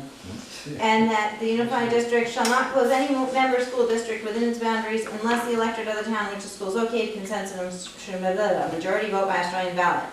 Period. Are we done with Article 14, or do we need to say anything else? Kate has her hand up. Sorry, Do not be sorry. do we need to add the public hearings about it? Do we want to add? But that's coming up next. Okay, never mind. No, I would say that this is the time to bring that up, because my question was, do we need to add anything else under Article 14, or are we done with it? So you would like to add something about public hearings, and maybe we're required to add something about public hearings, right? But, so, is that what your comment was? Don't know if people are going to skip voting that day because they don't care who becomes president, but they might care about the school, so don't they want to know if that's being voted on that day? That's my question. Great. Andrew? I don't think that we need to worry about putting anything in the articles because there's already plenty of laws about having to provide notifications when there's a vote. And if this board is interested in taking an action and getting people to vote in favor of it, they're going to take whatever meetings or publicity they need to do to accomplish that goal. So my recommendation would be to leave the article as it is. It's a great question, though. Thank you. So can I just clarify on that, because the generic language, I noticed the majority of the generic language is about the public hearings. So we're not actually required to have language about that in there? We're not required, okay. That doesn't mean, it doesn't mean anything other than that we're not required to have that language. We can still choose to if we want to. For example, we chose to put in the 4 years, even though that's statute, because it's still nice to see it in writing. At least for me, it's still nice to see it in writing. Elon, were you waiting? I was just thinking that I think the language is all there because a school board could have a vote without public hearings. And this is assuming that it's a school board vote, not a public vote. But you can't have a public vote without public hearings, so I don't think we need more language. And the more, and as much as I approve of making things clearer, the more language we have, the less likely people are to read it. Nice point. Okay. Any other comments? So we are discussing whether we want to add anything more to Article 14. And if we don't want to add anything more, okay, Mike has his hand up. So I'll just say it out loud. I mean, there have been suggestions about some level of support from the board. I don't personally feel a need for that, given the public vote, so. Great. Jennifer, I have a question for Andrew though. Go ahead, Herb.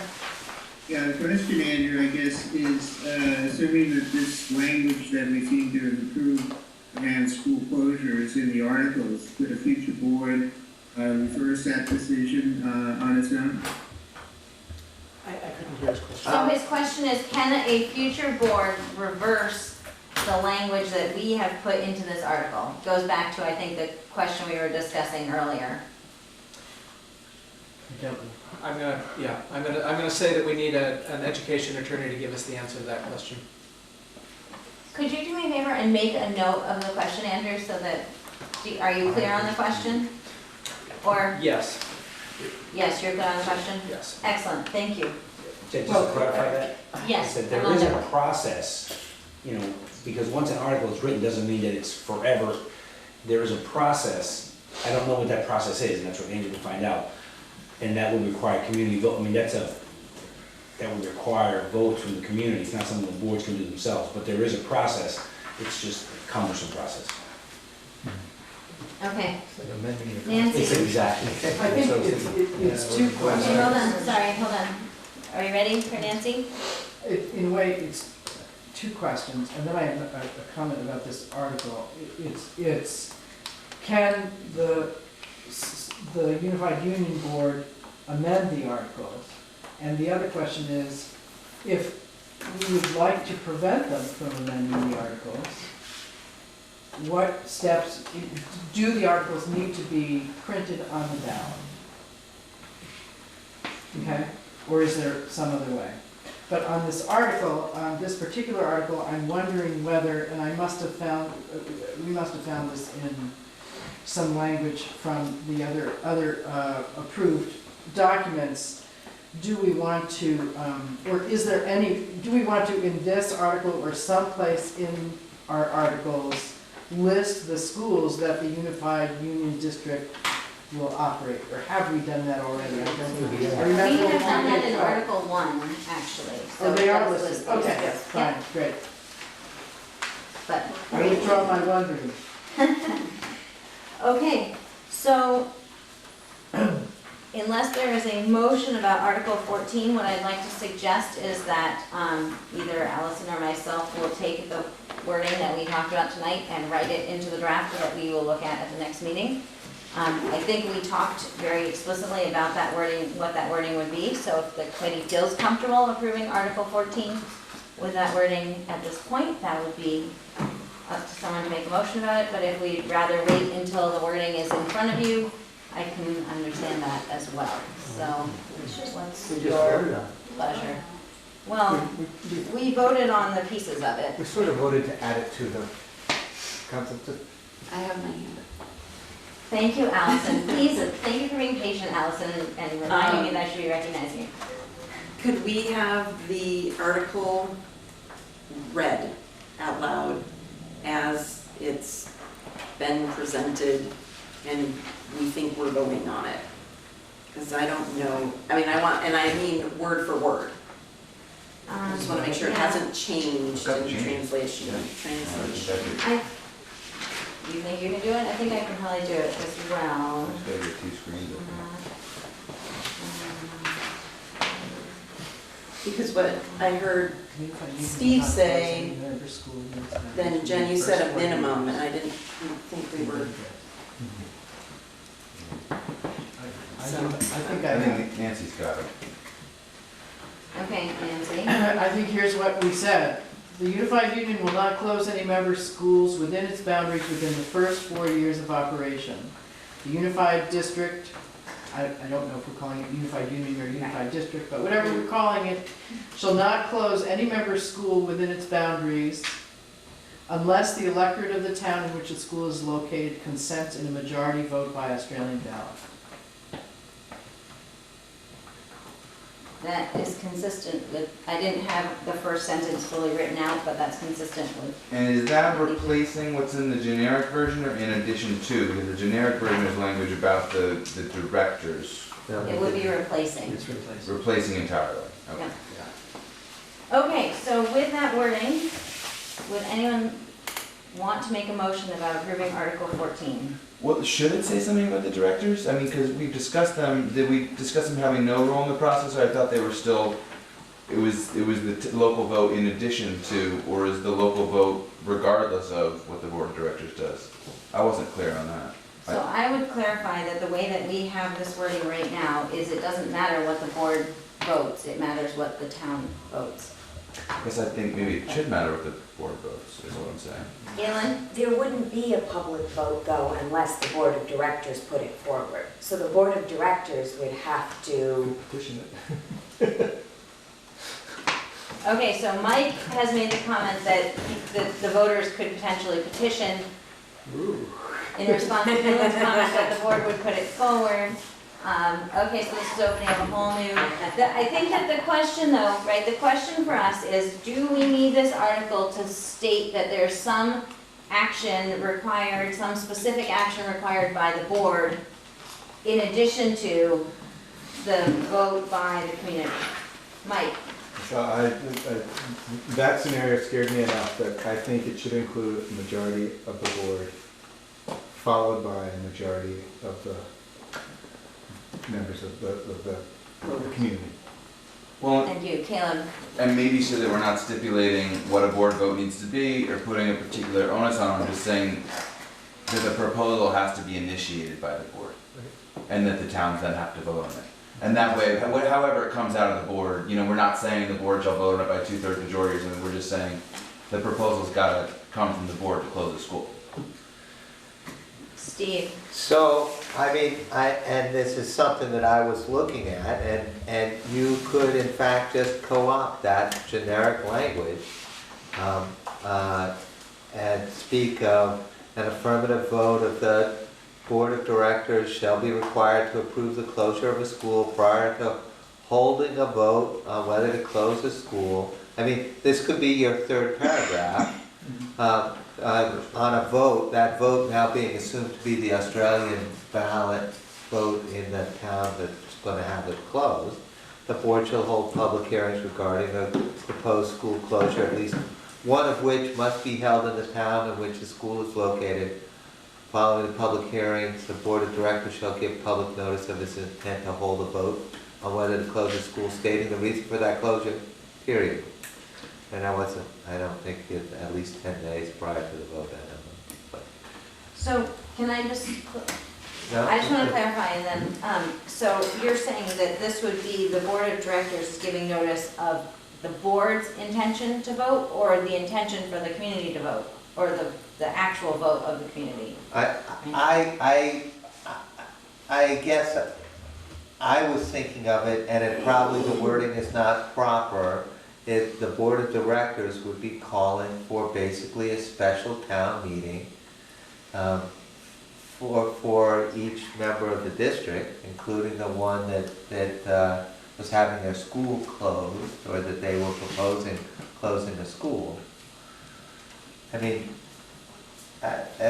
Yeah, I would want to write the language. It's not. Caleb? I would suggest maybe using, I'm imagining, of the two things we approved, the first one was about the 4 years. I think that would be the first paragraph. I think the second paragraph could basically be this is written, but with the language change, shall be required to propose the closure of a school rather than to approve. Because that's kind of what we're saying, is that we want the towns to be able to vote on it. So if you read these and instead of approving the closure of a school, the board is proposing the closure of a school, then the third paragraph can describe that each town has to vote on it. And that to me seems like a pretty clear process. Like, you can't do it within 4 years. If you do it, the board proposes it through this process. If they propose it, the town has to vote it. Just a suggestion. Okay, Elin? I think if you add them all together, it means everything has to be warned and you have to be all these public hearings twice, which seems, I'm not sure how I feel about that, but I really think that once we're starting to put these together, that maybe I would rather, feel like we're writing by committee and that it would make more sense for two people to go and work on it and come back. Since I feel like we're all on the same page. Allison? I was thinking maybe we just take what Sarah wrote. We have the first two lines, which is essentially what we're saying.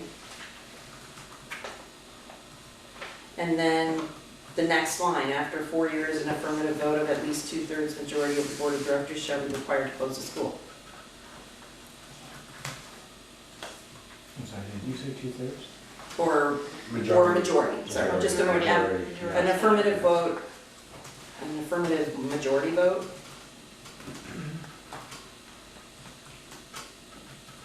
So I'm What's your question? sensitive to the suggestion that maybe this is something that's better to have a few people work on and bring back, because I do feel like we're fairly close on the attention. That there's one thing that's occurring to me as we look at that paragraph under the generic language, which we may or may not want to keep. So far, we have specifically said that the electorate of the town in which the school is located consents in a majority vote. To me, that doesn't imply that any of the other towns are voting. It's only the town where that school's being Right. closed. Right. And so that maybe doesn't feel like, to me, it goes as well with some of the stuff in that first paragraph. Nancy? Can I also just note that Sarah's language around the voting role of the board has some specific language about the number of people on that board from that town who have to vote in the affirmative. So I think that's something interesting to consider too. Keeping in mind that we have already said that the electorate of the town has to Indeed, vote, which indeed. seems But- like but a if more this is- stringent. My point is, if we're considering the board being the first gate, Sarah had some particular language about that gate that is, I think, worth considering. I'm not, This was from, I believe, Harwood. from Harvard? Sarah, do you want to say more than that? No. Okay. The retroactive hand raise. Okay, so here's what I would like to do.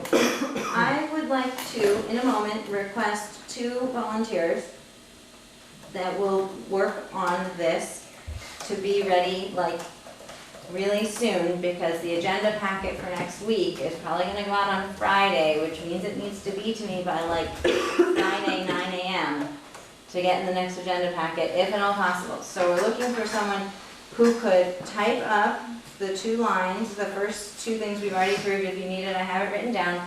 And then to work on what might be included as far as the board's role in that proposing to the community. Does that make sense what I'm asking? Good. Really quiet. Erin is jumping up and down. Is there anybody who would be willing to work on that? So Andrew would be happy to collaborate with Elin. Great. Oh, I'm not going to be here next week. Does that make a difference? No. No, it's too Friday morning. It's like the approval cycle, man. Everything starts backing up and backing. Okay. Thank you, Elin and Andrew, for working on some additional language there. Do you need us to send you the 2 sentences that we had been talking about, or do you have that? It would be great if you sent us.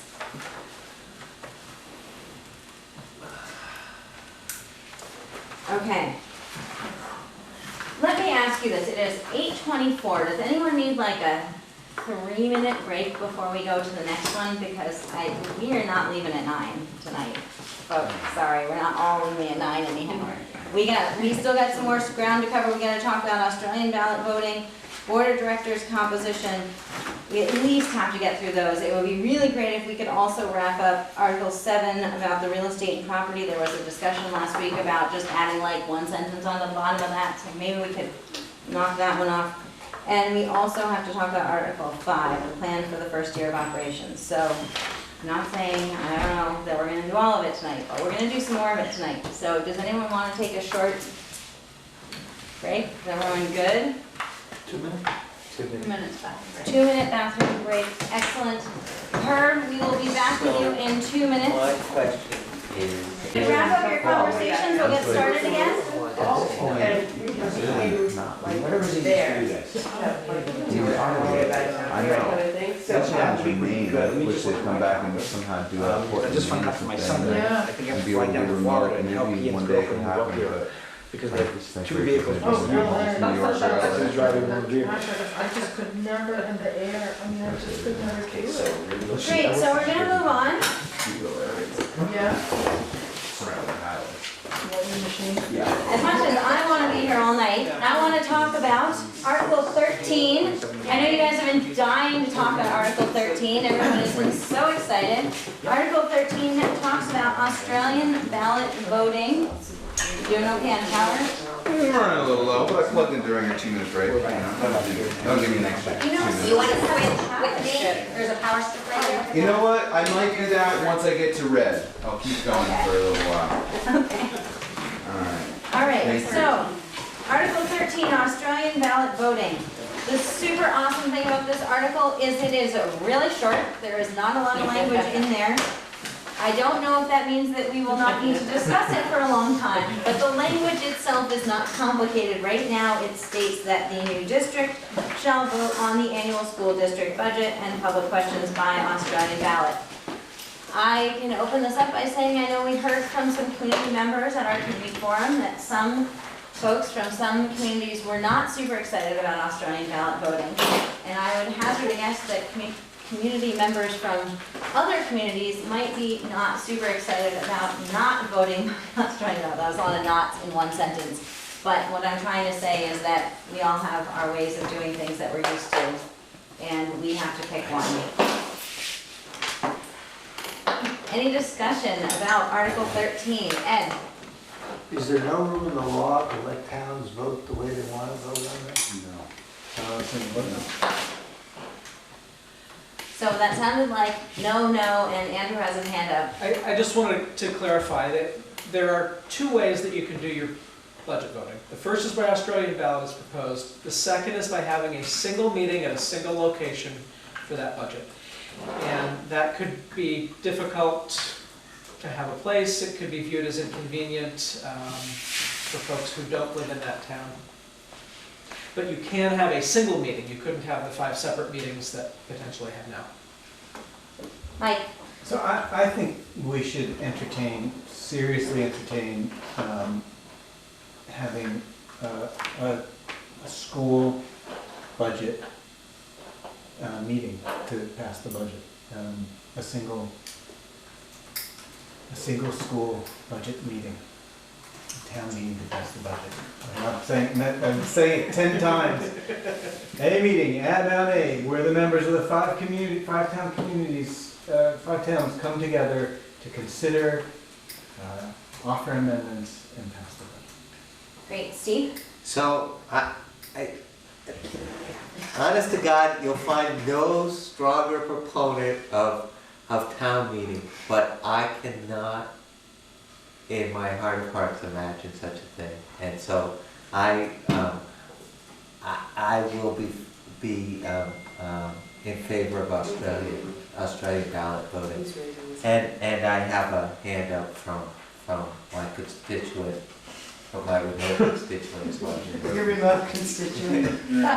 Constituent, yeah. Jennifer? Yes, Herb and then Ed. Just my comment is that, this is really important, I think, to a lot of people. It's part of what really makes local government very meaningful to people. And I think the logistics are not unreasonable to have a single meeting. It's not like the 5 towns are huge, and how many people that voted on the Mount A budget? What was it, 500 or 600, I think? So they can fit in the auditorium. Jim? Okay. One conversation, please. Ed? In 2014, I campaigned in New Haven to reverse it, go back from Australian ballot to town meeting. Did all the things I could. I got the book. I rounded up the team, you campaigned, got it on the ballot, and we lost 2/3, 1/3. And I would really like us to go back, but in all practicality, I just don't see that we could get enough of a groundswell going. But if we really want to do it, I'll be for it. Okay, Ellen, then Allison, Ellen, then Nancy, then Allison. And I believe very strongly in local government and feel I work very hard at it, but I often vote by absentee ballot because I work in Burlington and I really feel I would be angry if that was taken away from me. And I feel like my chance to participate would be taken away. Right, Nancy? In Starksboro, we hold our town meeting on a Saturday. We've tried different times and days, and we vote on the floor on the school budget. 2 years ago, between the time the budget was warned and the time that we had town meeting, we discovered an error in the budget that was going to cost a person a piece of their job. So when that town meeting opened, the board was able to amend the budget to explain that error and amend the budget up. Then A number of people at town meeting were concerned about the staffing pattern that was implicit in the budget, and they voted the budget up farther. And then, once town meeting was over, a petition came in with concern about the increase in the budget, and we had another town meeting, and the board came forward and proposed a compromise that was readily accepted by the people at the meeting. And I just want to say that what was honorable and magnificent about that is that there was a civil exchange of views. People voted in a much more informed way than they would have been able to had they not come together face to face. And more recently than that in Starksboro, the question of whether we should continue to have a town meeting where we vote on the budget on the floor came forward, and we voted on it, and it was a close vote, but it was a very recent vote in our town, and it passed to keep town meeting. It's a really important tradition in our town. If we did it all together, there would be some logistics, but just as when we do it in our town, we arrange to offer childcare so people with kids can come. Saturday seems to be the day that works the best in terms of enabling the most people to come. And I think if we don't do it, we're really missing a great opportunity, Great. an important one. Allison? So, the school budget, or the district budget, is developed over many months, and town meeting is one point in time. There are many opportunities for public input on budget development prior to the vote. I feel like someone coming to a town meeting and for one day hasn't been there at all for the budget development and comes in and votes up or down a budget doesn't feel like appropriate civic engagement to me, given how much energy and time the people who work on these budgets put into these budgets. I concede that there can be mistakes, but we had, I would say last year was an extreme anomaly, and I hope that never happens again. But that being said, I too vote by absentee ballot all the time now. I don't know why I didn't before, because it gives me so much more of an opportunity to cast my ballot. And people can come to the budget meetings and put in their input. And we could put in the Unified Union District Board of School Directors shall provide opportunities for local input on budget development prior to the vote, so that we go out and engage the community on the budget prior to or during its development. Because coming to a meeting in one morning without all of the facts and all of the background doesn't seem like an effective way to have the best community involvement and input into something that people say is extremely important to them. Great. I know there was a hand up. Kate, did you have your I hand just up wanted before? a clarifying question on, how did they vote for continuing the on the floor voting? Was that at town meeting? It had to be at a town meeting. Yeah, so you can't, right. So I'm just saying, So Mike, including everyone. and then, are you raising for her? I'm not sure, I have a comment and, okay, Okay, but so I have Mike one as and well. then Steve. So in the interest of time, because I don't think people are going to be swayed on this, I'm going to make a motion to to strike the words by Australian ballot and add at a single school town meeting, at a single district-wide school town meeting. Is that right?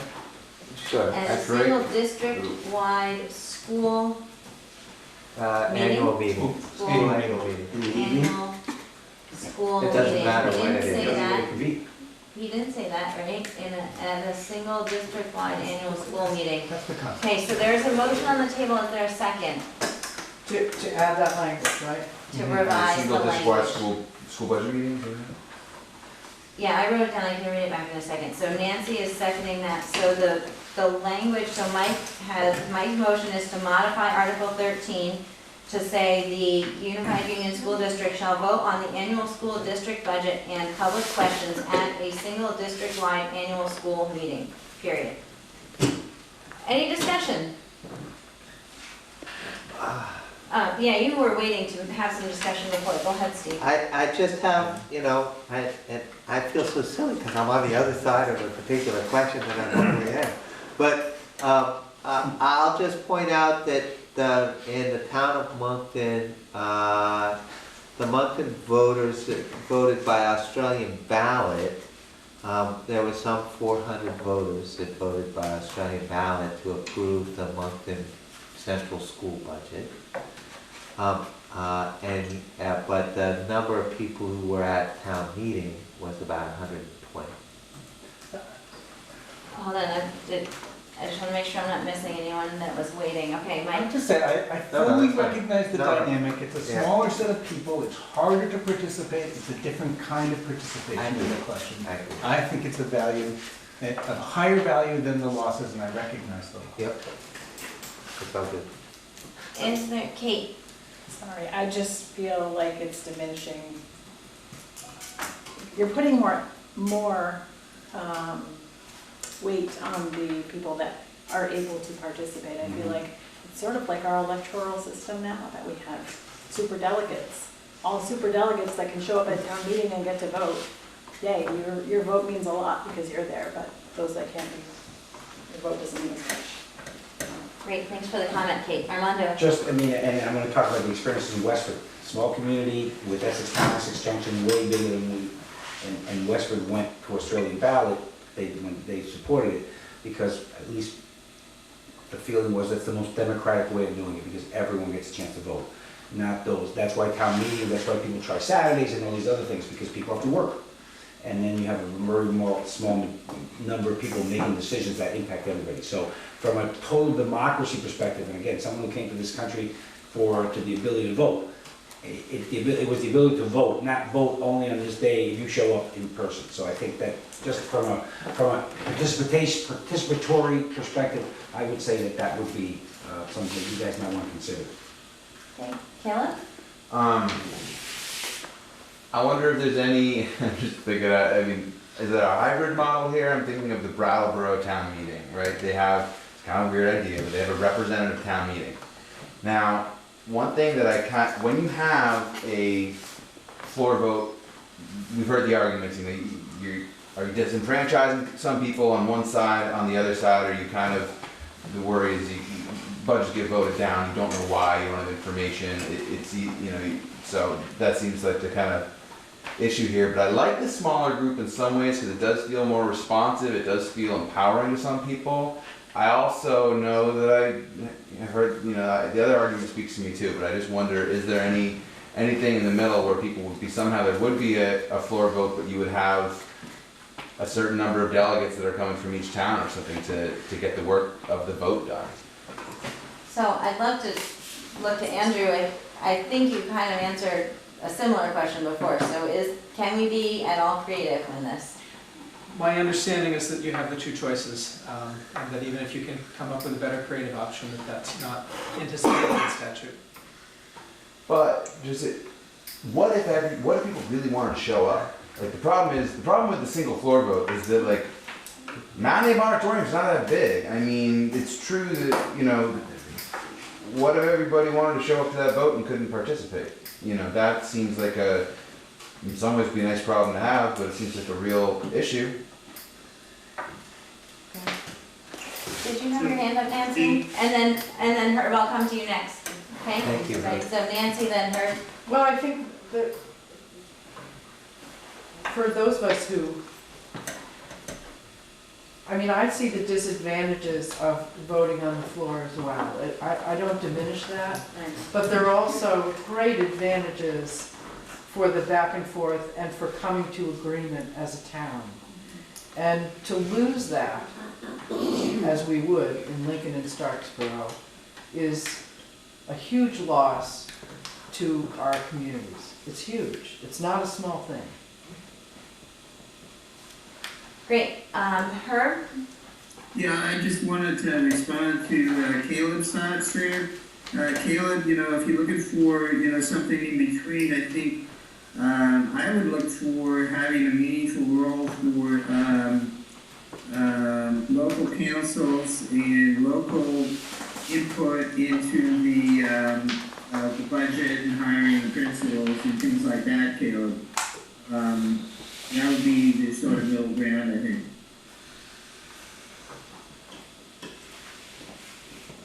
Great. Steve?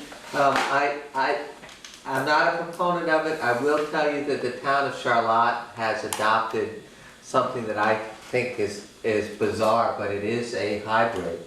And so what they do is they meet at a school town meeting. It's more like the informational meeting, but it carries weight. At the end of that meeting, they approve a budget in a town meeting kind of a way, and then that approved budget is then, they have to go out, they have to warn it again, and it is then given to the voters as Australian ballot. That's interesting. I'd be curious how that will be impacted by their pending unification, should that happen. No idea. Great. So Ed, we haven't heard from you in a while. I just realized though that if we have one single meeting, we still have to vote as towns because the votes can't be commingled, so we have to go off. We're not on that.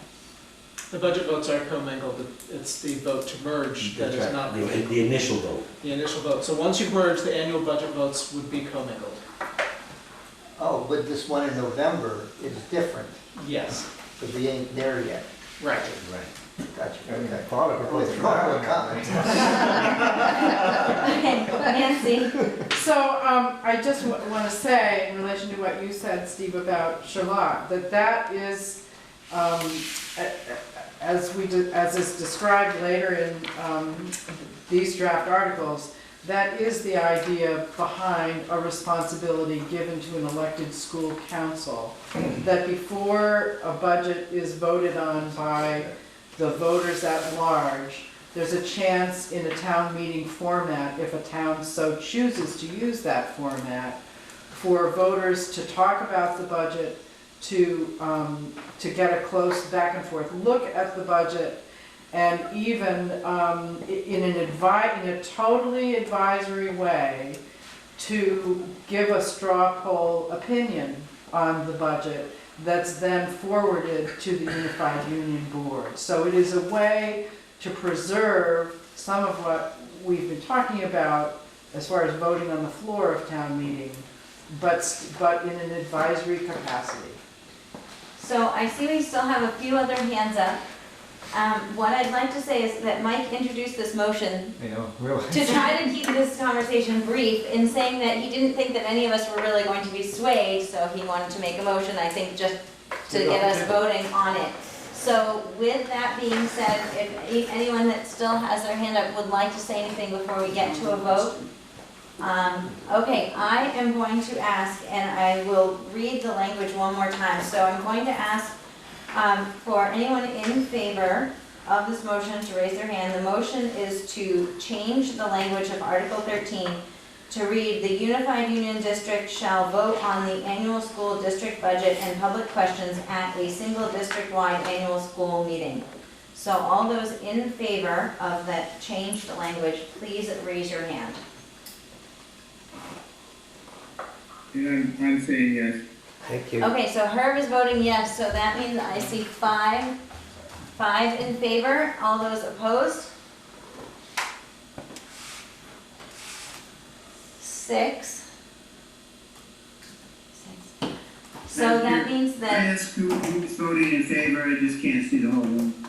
so voting in favor was Nancy, Caleb, Mike, and Ed, and yourself, to make 5. and then everyone else in the room was voting against, and because that, my vote would not put us one way or the other, to a 2/3, the motion fails. So that should be recorded as a 5 to 6 to 1, motion fails. Steve? Madam Chair, I have to say that based on the results of that voting, that this might be something that we need to agree to disagree at this time and table this, and if we could go to a different article. We can certainly table this, but we absolutely will have to I understand. find a way to have a 2/3 majority on some version of it, of either option A or option B before the articles can be final. So I would challenge everyone to think deeply. I see the hands. Really short comment before we move on to the Board of Directors composition. I actually have a suggestion about other language, not on what we were talking about related to this article. It's this is about how we vote on the school district budget. And one of the ways I've been thinking about this is I've been thinking about, well, how would a unified union budget be presented in a way that voters could really understand it? And because if all that the voters see is all 6 schools and the supervisory union budgets clumped together in one mega budget, it's going to be very hard for people to understand. And so my suggestion is that this article say something along the lines of that the budget will be presented in 2 forms. It'll be presented in the form of a unified one budget for all 6 schools and the SU office, but it will also be presented with those components broken out from each other so that people can see them individually. So, in other words, they'd have 2 ways of looking at it as they consider whether to approve it. I think that's a very interesting suggestion. I think that this article is very clearly just about how we vote, so I'm making a note of that as something that we could discuss at a different point.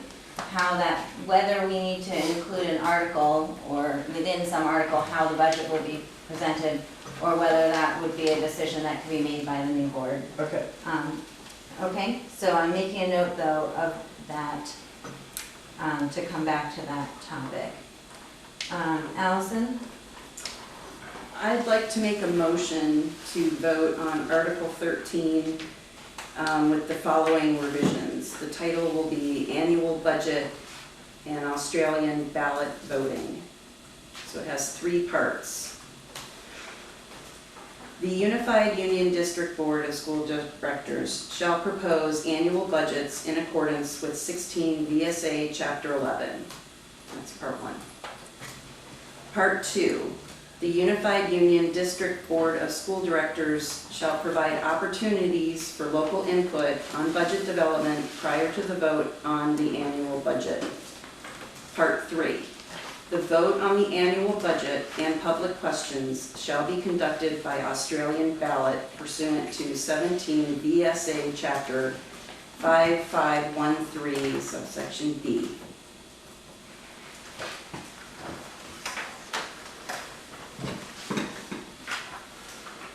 Second. Is there a second? Allison, do you have that? Steve seconds the motion. Right there. Okay. Oh, it's where? Page It's in our 16, packet somewhere? the top of Yeah. page 16. And I'm renaming the article too. She's renaming So, that. annual budget and Australian ballot voting. Got it. Okay. Okay, so Allison made the motion, it was seconded by Steve. Any discussion? Yeah. Just a question, Madam Chair. Go ahead, Question for Allison. Allison, how does your proposal differ from the generic Article 13? It doesn't seem to me that there's really much distinction It directs the Board of School Directors shall provide opportunities for local input on budget development prior to the vote on the annual budget.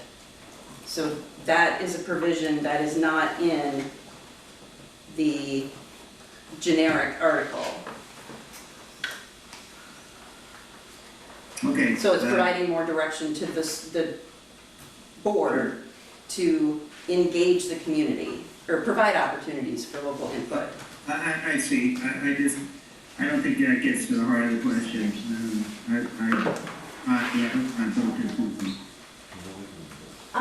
Andrew, I'm wondering, do you have an opinion on whether that type of language is appropriate to include in the Australian ballot voting? I mean, like, is that something that goes there? The language that Allison has proposed seems to a non-attorney to me to be very similar to the language that I've seen in many other articles, simply spelling out that the budgeting process is open to the public, and that you vote by Australian ballot. Okay, Nancy? Andy's, you can't see him because he's right behind you, but he does have his hand up. Oh. Go I ahead. Go ahead, can't see okay. you. I guess I would just like to say that the language that Allison is proposing has some direct bearing on other language that we haven't talked about yet related to school councils. So I'd hesitate to have us vote on this motion until we've had a chance to talk about that.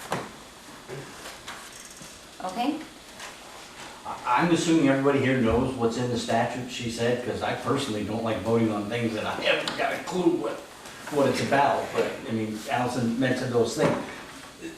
The reason that, and whether I do it in public or I do it, I get very concerned about having watched this budget at Moncton and at all these various places that, you know, unless this board, if some changes everything, there is never time before you're ready to, you're at the 11th damn hour trying to figure it out yourself. There has never been time, you know, and you scramble maybe for the meeting to try and explain this thing, but there's never time for public, you know, it just never, we never have the numbers, you're never able to really see the picture. And I don't know where all that goes in the future. I just want to say that it sounds good now, but the reality of where you're heading, the reality is just going to be, we're going to hear the same thing we've been hearing for years, is there's not enough time and there's not, so, and I just, it doesn't really hold a place here, other than, so my comment merely that I had no idea what the state statutes that she cited were, so. Just. great, Allison. Sorry, I borrowed language directly from other articles of agreement that have been approved by lawyers and voted on their electorates. So But we still don't I'm know just what- borrowing it, and I'm assuming it's legally correct, because they've already passed muster, they've gone to this AOE, the State Board of Education, and enough for the public to vote. Okay, Ellen? And maybe we'll never have all of us here, but there is somebody missing. And so while I could guess at how she feels about this, I don't know, that may change. That may make it a different vote on a different day. I think that's a great perspective. I know I was talking to a trusted confidant when I was talking about our challenge with maybe not having a quorum for tomorrow's meeting and should we change it, and this person said to me, the decisions are made by the people who are there. Yeah. It felt kind of harsh, but unfortunately, we can't not make decisions when someone's not here. I completely believe that, but since we are having trouble coming to a decision, that's why I brought that up. So we do have a motion on the table. I see Nancy has her hand up, thank you guys. For some reason, Nancy, you're always behind Mike, so I don't see you. Lean back. Nancy. So I just want to read the pertinent language related to what we're talking about. That language is on page 15 of our original packet. I'm not sure where it is now, but it's under the section that's called submitted by Nancy Cornell and Mike and her. And it's in the section called Community Relationships and Public Participation. Page Or- 13. Page 13. You're not gonna read the entire. No, I'm not. This is about budgeting for the school. The unified District Board of School Directors will propose annual budgets in accordance with 15 VSA Chapter 11. The annual budget will be voted by Australian ballot as per 17 VSA Chapter 5. Voting will take place in each town and will be commingled before counting. Prior to presenting a final annual budget proposal to the Unified District Board, the superintendent will review proposed elementary school budgets with respective elementary school councils. School councils may convene special town meetings to discuss the proposed school budget under consideration. And these town meetings may include the opportunity for residents to make their preferences known in non-binding straw polls. After considering the superintendent's proposal and any voter preferences that are solicited, school councils will approve the school budget as presented or request specific changes and will pass this recommendation onto the superintendent, who will provide it to the Unified Union Board as part of the full budget proposal presented to the Unified District Board. The Unified Union Board will give substantial deference to school council requests for specific changes. The Unified Union Board may override requests from school councils for specific budget changes by 2/3 vote. In voting for the annual budget for the Unified Union, separate votes shall be warned and voted on for the central office, the middle high school, and the elementary schools. So, thank you for introducing that into the discussion. I'm gonna just take a moment to talk myself here. So I'm a little torn. We had a discussion about tabling this because we didn't think we were necessarily gonna get to a point of making a decision. We have a new motion on the table for some different language. Now we're venturing into local councils and the role they might have in the budgets. I'm concerned that we're sort of losing sight of where we're going. And so while we will need to take a vote on the motion that's on the table, my recommendation is that we would defer additional discussion of Article 13 and move on to the next article that we have to discuss tonight on the Board of Directors composition, and that we could come to this discussion again. So that's my personal recommendation. There still needs to be a vote on the motion, and that my personal recommendation should have no bearing on how you choose to vote on that motion. Okay. So I'm going to ask for a vote. Can you just remember who seconded this one? I missed it. Steve. Ah, shoot, Kathy. I'm in the He's been on it neighborhood. today.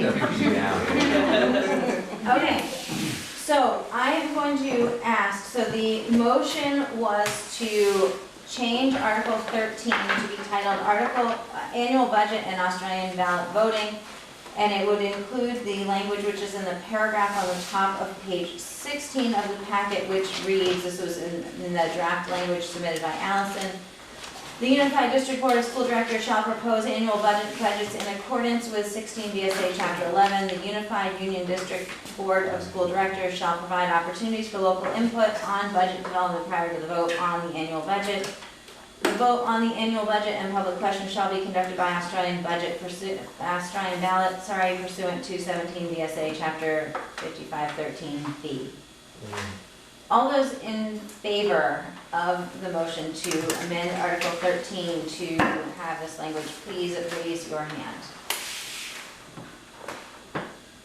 Okay, we have 1, 2, 3, 4, 5, 6 in favor. Herb, how will you be voting on this motion? I'll be voting no. Herb will be voting no, so all those against. And we have 5 voting against and 1 abstaining. So the motion does not pass. So thank you all for your participation and cooperation and this adventure. We are going to defer further discussion about Australian ballot voting. I don't currently have a plan. I don't feel like we're at a place to ask someone to draft something there, so we'll put it on the table for now. Okay, excellent. So we are on to Article 8. I'm trying to go backwards today, did you guys notice? So we're going backwards through the articles. We're going to talk about Board of Directors composition, which is Article 8. I think I said that already 3 times. Which is on page 8. 8's on 8. Page 8, that's so convenient that it worked out that way. I had apparently lost my page 8, so anyhow. We had some discussion about this at our last meeting. We have something that I forgot to put in the agenda packet, but I did send separately from Andrew about the different proportionality models, school board membership proportionality. It looked like this. It was from AOE. I sent it out this morning. If anyone needs to look at it, you're welcome to borrow my copy. In the interest of time, unless there's anything exciting you want to say about it, I'd love to just open it up for discussion. Any discussion about board of directors composition, having a week and some additional information?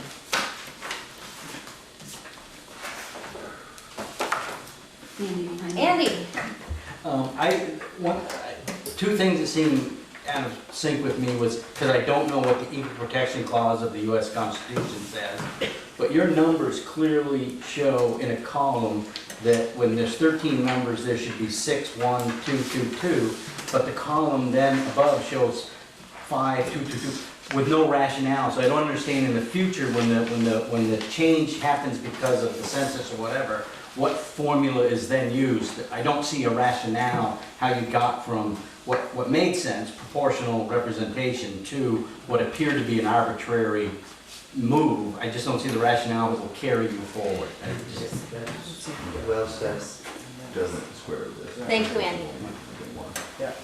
Steve? I'll start on the path down the rationale to say that, that all towns should have at least 2 representatives. So that's my start. And a second thing is that the board members should be an odd number.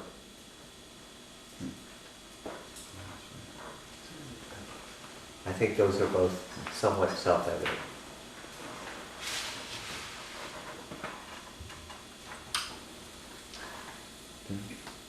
Caleb? Yeah, and I mean, I thought the rationale there was just that no town should have less than 1. I know you're right, it's not written down there. That's kind of, that's... But you subtracted 1 from another town, and that's the equal representation part I was having the trouble with. You arbitrarily took 1 from another town to give it to that No one. town should have less than 2, excuse me, is what I meant to say. Sorry, no town should have 1. But yeah, okay, so you did kind of take it from another town in that instance. Yeah, and the 7-person board was the only one with our current numbers and our current percentages that worked out rounding the right way on all of them. You know, not just like that. The 7-person board actually just works pretty logically that, you know. As does the 15. As does the 15, does it? Well, the 15 actually, yeah, you're right, because you're around 1.5 to 2, yes. Yeah, 15. 14, you're right. I just don't know if there's that equal protection actually means something. Maybe that's something, it's not my mistake. I just was having trouble with that. Do you want to answer that, or do you want to say? Because Andrew looks like he wants to answer any questions. Yeah. Is that okay? Yeah, go ahead. Sure. This is something that you need, that this committee needs an attorney to write a letter stating that whatever voting, or whatever board size we've chosen does. And so your question is right on, and the question, comes in 50 years, what are the populations of the 5 towns going to look like, and is the board composition going to seem odd? And that's certainly a possibility. The number 7 does work very well, but I think this committee was looking for a larger board than that. Don? No, I was just gonna comment that the 13 total directors is the breakdown. That's the makeup of the Mount Abraham board currently. That's the representation right there.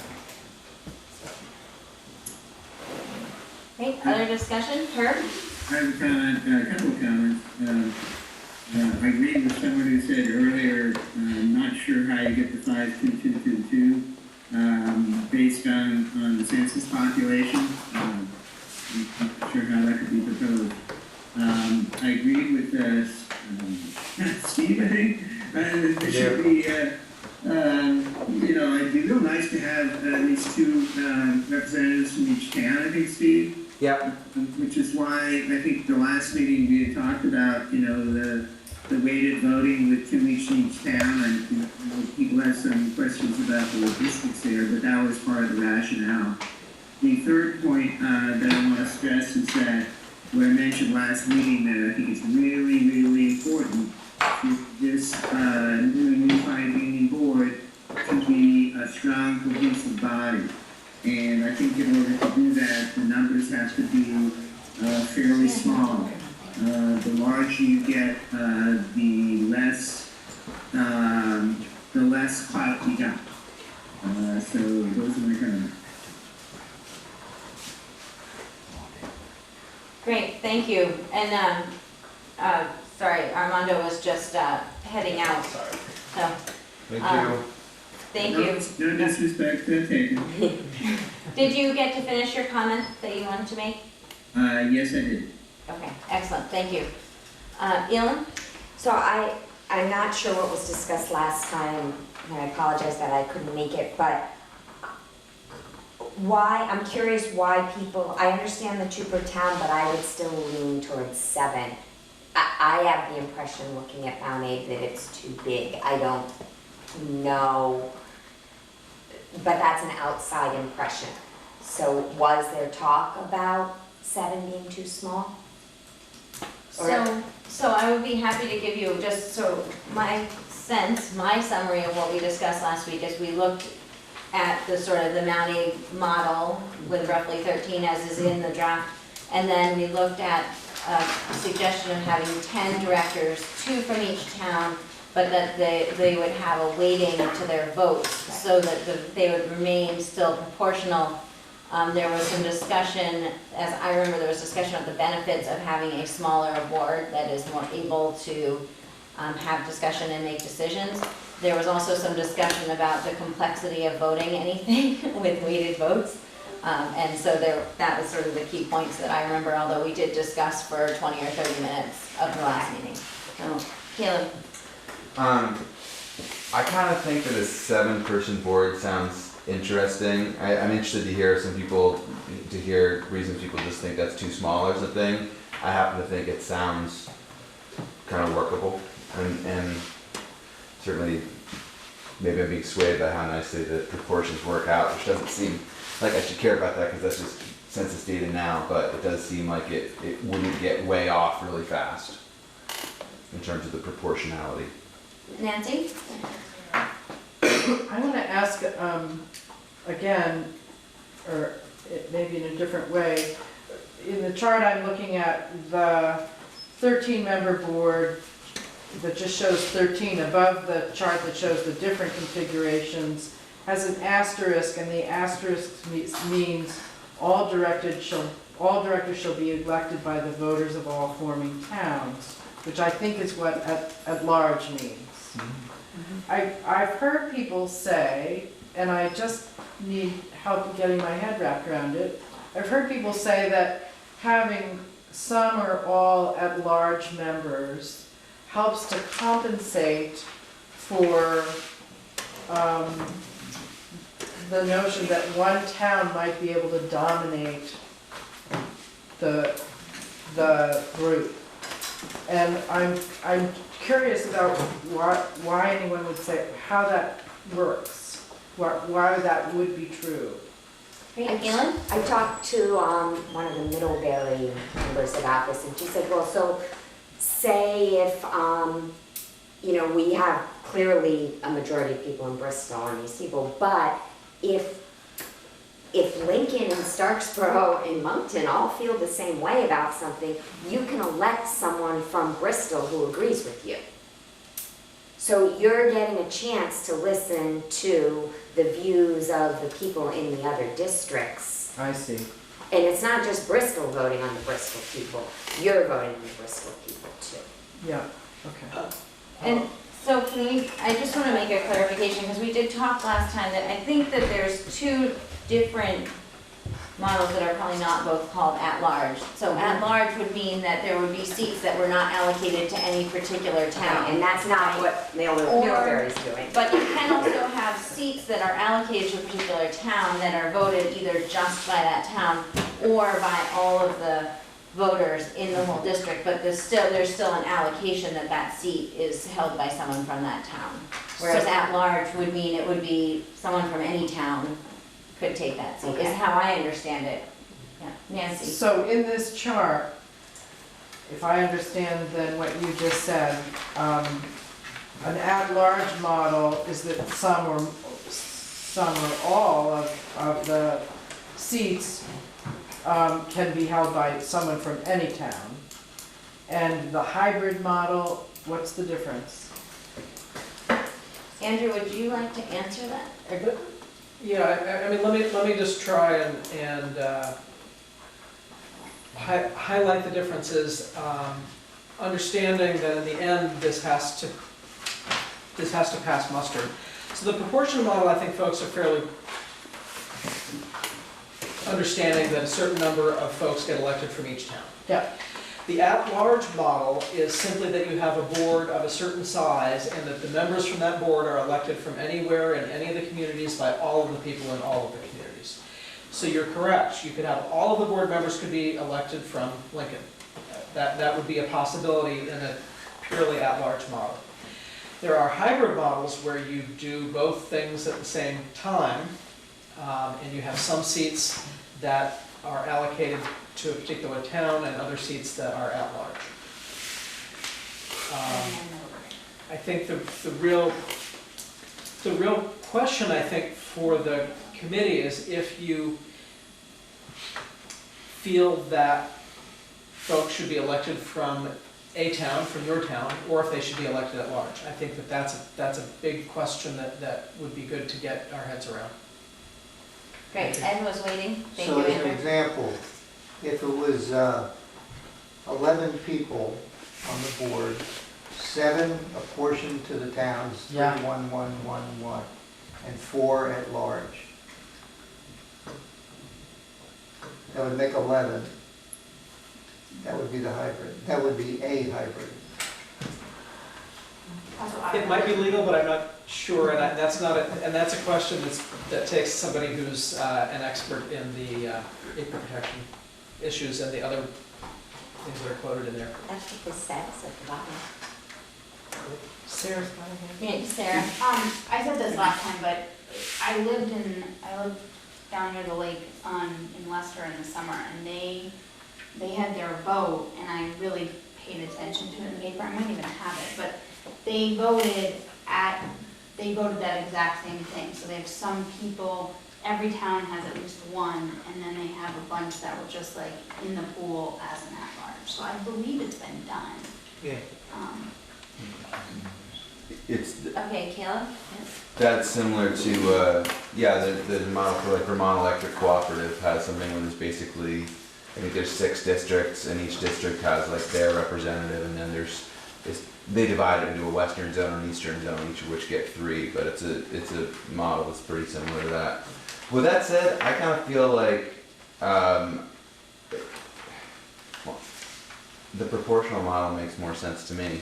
I would vote for that as I just kind of look at it. Wait, thanks, Caleb. So I think Herb has been waiting. Yeah, I think someone raised the issue of, why it's important to have members from town. I think that's really just a connection to the board, and, someone who's in the town might be more inclined to talk to the board member if they know them as a neighbor. Again, I'd like to keep the number down as low as possible.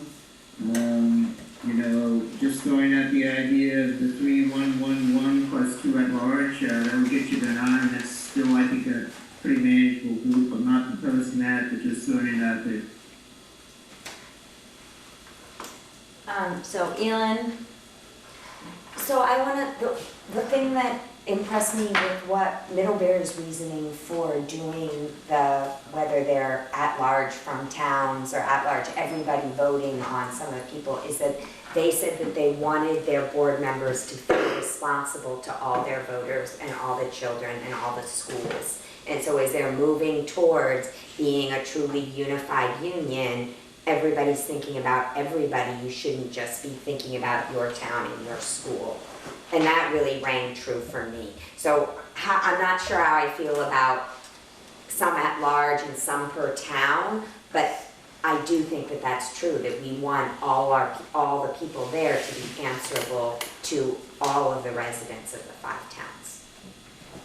I wanted to just throw in one comment, because I had a conversation over the weekend with a local board member who pointed out that at the moment, we have a ton of work that our boards are doing in this district, and it's hard to get enough people to sign up for all the different, I mean, I would say we probably have way too many committees going on right now, but it is hard to get enough people to do all those things, so one consideration might be that while a 7-member board could make decisions really efficiently, like, they're probably gonna have to hire people, or, you know, I don't know, you couldn't contemplate having an Act 46 committee and a negotiations committee and an RBO committee or crowd committees and policy and governance committee. And so all of the work that is currently being done by different board members, you know, those few board members that were left would either have a full-time job or that there would just need to be a different approach to that. So I thought that was an interesting, different perspective I hadn't considered.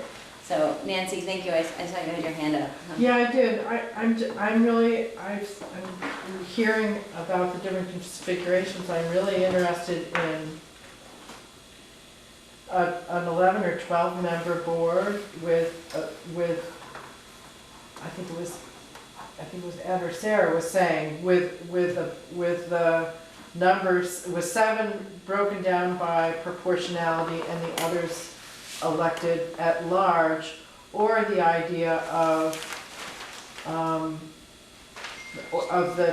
the proportional town-based people voted on by all the towns, and the at-large people voted on by all the towns as well. I think, I mean, when you I hear you what you're saying about the work, but at the same time, I think, you know, sort of a rule of thumb about facilitating groups and helping them cook. 11 or 12 is a rule of thumb number that's often used for people to really be exchanging views and listening to each other and all of that. So, great, thank you. Steve? I actually agree with Nancy, and I'd like to formalize that as a motion if the committee's ready to do that. And I believe that so that we would set up our board of directors proportional, that 3, 1, 1, 1, 1, and then 4 at-large members. All members of the board of directors are voted on by all the towns. So Moncton might well have on the ballot 2 members of the Moncton School Board might be running for this. But only one of them could take that Moncton spot, right? Okay, so we have a motion on the table. Is there a second? Second. Seconded by Ed. Excellent. Is everyone clear on what the motion is? So Mike? So did I understand you correctly that as a member, as a voter in Lincoln, I would be voting on who the Moncton representatives would be? Yes. Great, Andrew? And so the way that this would appear on the ballot might be confusing, but there might be for Lincoln 2 candidates, and it would say, pick one. If it's for Bristol, it would say, pick 3. Right. The at-large positions, it would Say pick 4. pick 4, right. So So you if so I Ed? if I want to run for those at-large positions, I would actually apply for the at-large. I wouldn't apply for the New Haven. Mhm. I have to make that, isn't the most vote getter for the town, for the towns it is. So if there are 3 of us running for one, but then could you run for both at-large and the town? Aha, okay. They didn't, I have the article. Sarah? Unbelievable. Sarah, you're awesome. Thank you for bringing that. So what would you like to share with us from it? They put in, I'm running for the 1 year, or they said Lester, current OB board, this person is running for the 1-year seat. Greg Bernhardt is running for one of the 4 at-large OB union board seats. They do have a little bit more of a muddy school district, so we wanna remember that, I think. Like, I think they have some combined K-6, a combined whatever, but it doesn't seem like it could. I just Is that remember, Rutland Northeast, the other building? this is Rutland Northeast, Right. RN lowercase e. They have joint contract school, Right, so it's, it's confusing. Nancy? I just want to say that I feel like I need time to think about this. And I do also have to say that my mind is starting to glaze over. And so I don't feel that I'm going to be thinking clearly about much until maybe tomorrow morning. Okay. Caleb? Caleb? Sorry. Yeah, I agree that, I hope this is our last article we consider tonight, just in terms, because, you know, it's complicated stuff, but I do like this proposal. I mean, I think that, though I like the proportional model, this preserves that, and I like the 4 at large, and kind of having seen a similar models in other places, it seems functional. Everybody voting on all the positions seems a little like I might have thought the proportional ones would be voted on just by the towns, but I guess that makes sense that everybody would vote on everybody. Kate? Sorry, I guess I have an issue with the, why wouldn't the second most voters get the at-large? I have a hard time with, I have to run for at-large, not a seat, and that piece, so I just would like to talk more about that maybe. So the only thing I can say, having run for the Moncton School Board a couple times, like, we might in a given year have a 3-year term and a 1-year term, and you choose which seat it is you're running for, and if there's 2 people running for the 1 seat, you know, or 3 people running for the 1 seat, only one of them can get that seat, even if, you know, like, so that's just kind of how it works now. So I think it would be similar, but we could try to get more information about that if you need to. I think it's just sort of, you have to specify what you're running for, and then you can't get elected for something else. So Sarah, No. So we do have a motion on the table, and I am hearing some exhaustion from committee members who have been at this for a while. Nancy? I guess the part I feel like I want to think more about is whether it's better to have towns vote on their own not at-large members and have everyone vote on the at-large members, or whether it's better to do what the motion says. You know, that's the part I'm thinking about and I'm just not sure about. And I'm not sure, so I feel like I can't support I might be able to support the motion after I think about it, but I need to think about it more. So procedurally, because we have a motion on the table, unless the motion is withdrawn, there does need to be a vote on that motion. I hear your concern. There is also the option for the person who made the motion to offer a change to their motion, which is not meaning that I'm in any way advocating for that, but procedurally that is also allowed. Andrew? I'm just gonna recommend that when you take your vote, you're understanding that we're gonna have to take this in front of an attorney. And so if what seems perfectly reasonable to us may not fit in the law, there are plenty of great ideas about how we should run elections, but that's not how it necessarily works. So I think my recommendation is this committee articulate what it would like, and that we take that to the attorney, and they'll let us know how close we can get to that. Great. Mike, did you have a comment?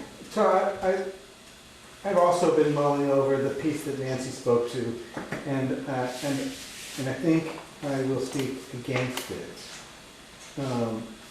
And it has, and I want to respond for a moment to the concept of all our kids are all our kids,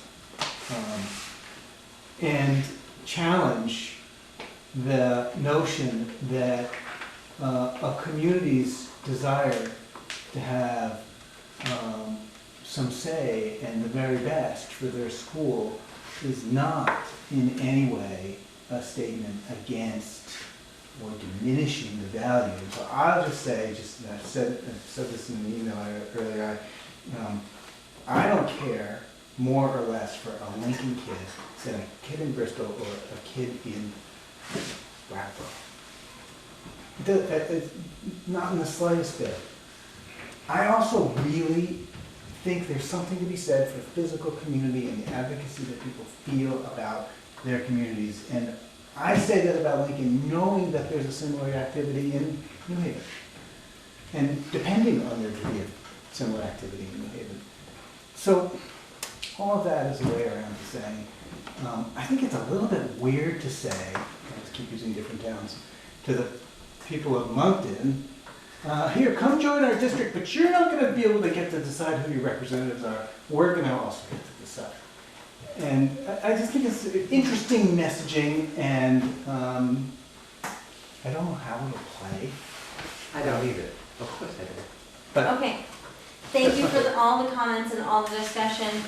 I'm getting ready to call a vote.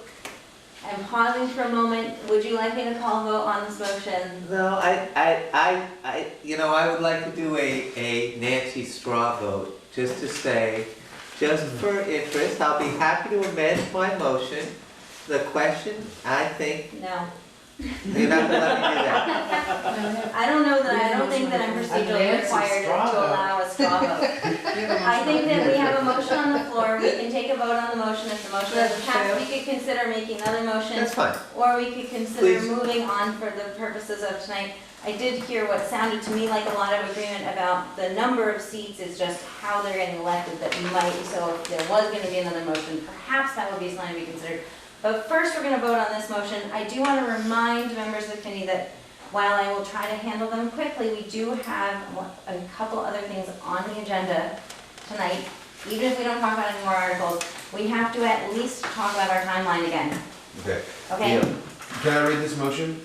Just so we know, it was a while. Yeah? Because I think it was just, I was going to say what I had, but if you Great, have yeah, it, go go for it. ahead. Well, you have it in the notes, so you're. I had Steve Pilcher moved that we would set up our board of directors as consisting of 7 proportional members, I list them out, Bristol 3, 1, 1, 1, 1, and 4 at-large members. All these candidates would be voted on by all voters in the 5-town district. Okay. So Excellent. that's not a motion to adopt the article. Point that out. That's true. So as we talked about with one of the other ones, you could vote for this and still vote against the article. That's right, that's kind of what I wanted to point out. Okay, so all those in favor of the motion as Caleb read it, please raise your hands. So all those in favor. Okay, we have 1, 2, 3, 4, 5, 6, 7. Herb, how will you be voting on this motion? I'll be voting no. Okay, so Herb is voting no. Those opposed? 1, 2, 3, 4. So that means that I'll need to vote to break the tie. I'm going to vote in favor of the motion. So let that show that the vote is 8-4. The motion passes. Okay, so just to close out on Article 8, I would be happy to volunteer to reword, is the word, what I should say, Article 8, unless someone else wants to volunteer to do it, but to try to address what we just talked about, and then we can talk about it again. Okay. Okay, you guys, wow. We have covered a lot of territory tonight. We've made some decisions. We made a lot of decisions. We still have more decisions for the next time we get together and look at these articles, but we should be very proud of ourselves for getting a lot done tonight and a lot of really great discussions. So thank you everyone for participating in the process. I know it's late and I know you guys want to go home and everyone is missing the days of the meetings ending exactly at 8:30. And she's miserable. I was thinking that. You were thinking that, I'm glad to hear that. So we did agree at our last meeting that we would come back to the timeline. I do think this is important because we were expecting to be, as of this meeting, close to finalizing our articles and starting to work on the report. as you can see, we still have some articles to work on, although I think we have, the word close is probably too subjective to be able to be quantified. I would say that we still have several that we are planning to discuss further. We have not started discussing the report as a committee, although there was an enclosure in your packet just about some of the kinds of information that would be included in that report. Just if you guys are all looking at page 3 with me around the timeline, our timeline had us finalizing the draft report next week, a tentative community forum and all boards meeting on June 8th.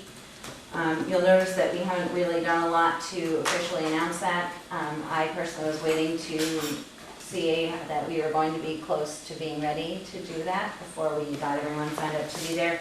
We have put it out as a tentative date to our boards. We have also meetings scheduled on the 14th and the 22nd. That does let us get in for all the different review cycles for our November vote that we are planning on. So there we go, that's my narration. Ellen. Can I clarify that we are keeping the 8th despite the graduations? So maybe, so I have it in italics. Okay, Which, like, we had the meeting in that week. right. Should we be able to, I don't know, I'm nervous about that week as it is because I know Right. Wednesday isn't good for some people. I think Thursday isn't good for other people. There are now regular board meetings happening in June because in May we haven't had regular board meetings to contend with. So it's going to get more and more difficult to find dates to meet at all. So that being said, kind of bigger picture, I did hear from several people outside of the meeting who were very interested in seeing us continue to remain on the path for the November 8th vote, which will mean continuing to work hard and make tough decisions efficiently. Nancy? Well, as we look at these articles, I think we really have, this group has an important set of choices to make. I mean, it's clear to me from tonight that we can really discuss things and come to agreement when we really listen to each other, but it does take some time.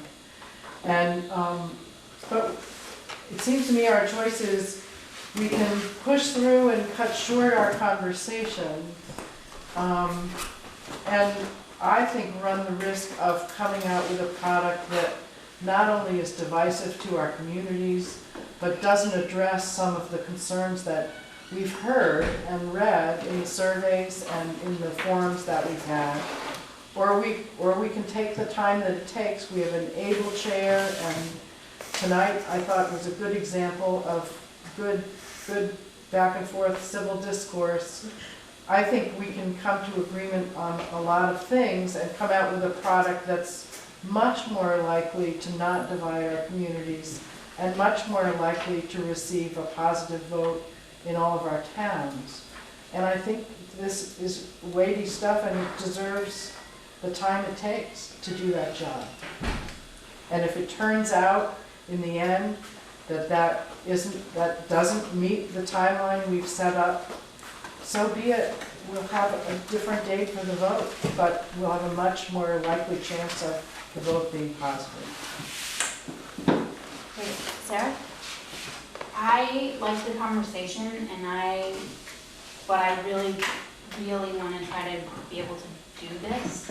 And I feel like we have like some good momentum right now from tonight. And I would, you can all get mad at this, but I would totally entertain meeting a lot more than this to get this done to meet this timeline. Should I tell them what you said? No.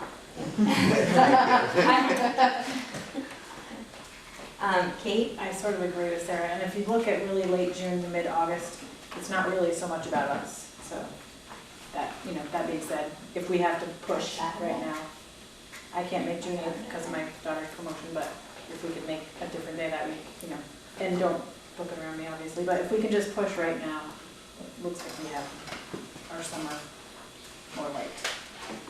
Great, I'm gonna let Sarah add the one thing I was joking with her about. Okay, I didn't know which of the things you're about to spill for me. I proposed lightly that us doing a work day would be very effective and not a 3-hour meeting, sorry, and it could be on the weekend, and could do whatever. Just as an option to get, to dive in and really have the conversation with like lunch and stuff. Right, Andrew? I agree that this committee has done a lot of great work, particularly in the last couple of meetings, and that you're really focused on getting through some tough decisions. I do think that even with the 4 meetings scheduled in June, that gives us a good chance to get the work done. If folks want to do a full day, then that's great as well.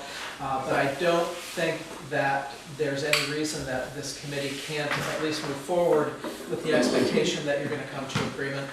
That may not happen, but I think that folks are really working well together and that you're working through the tough issues. Mike?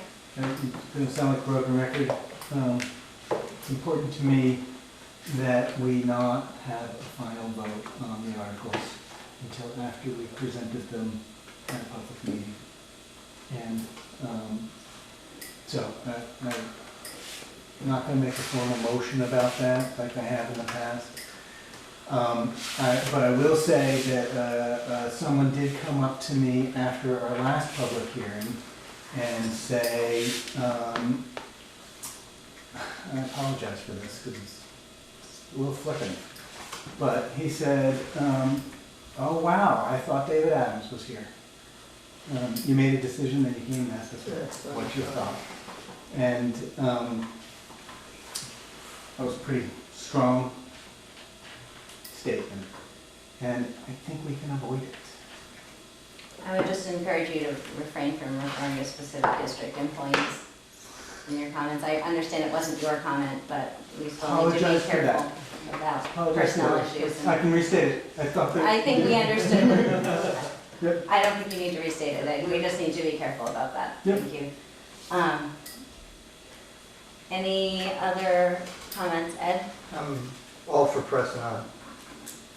Steve? Well, so it looks to me like the schedule that we have, certainly tentative community forum and all boards meeting to review the report, and presumably the articles, prior to us finalizing the articles. Does that fit into your understanding, Mike?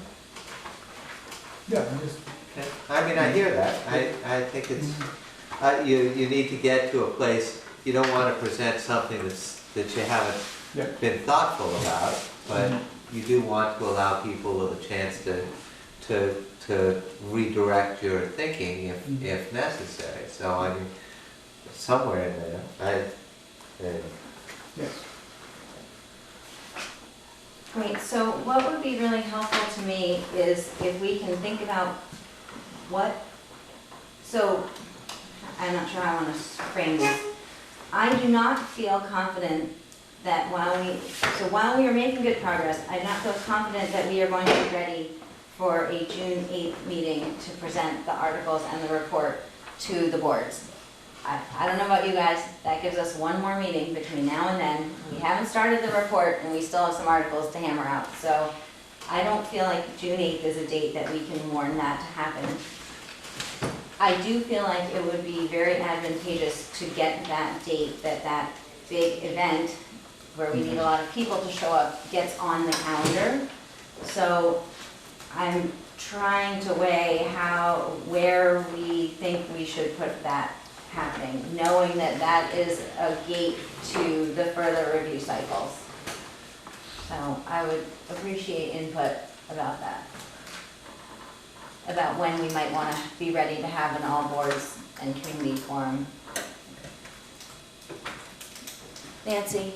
Well, June 8th is out, I think, anyway, as a date for a meeting of any kind. It's in italics for a reason. They're all graduations that day. There are some graduations that day. Well, yes. that's right, some are. I mean, I also think that if the AOE has to take 6 weeks to review our tiny proposal, there's something seriously wrong. I mean, I know those people, I know they're really busy, but maybe that's where the timeline needs to change a bit.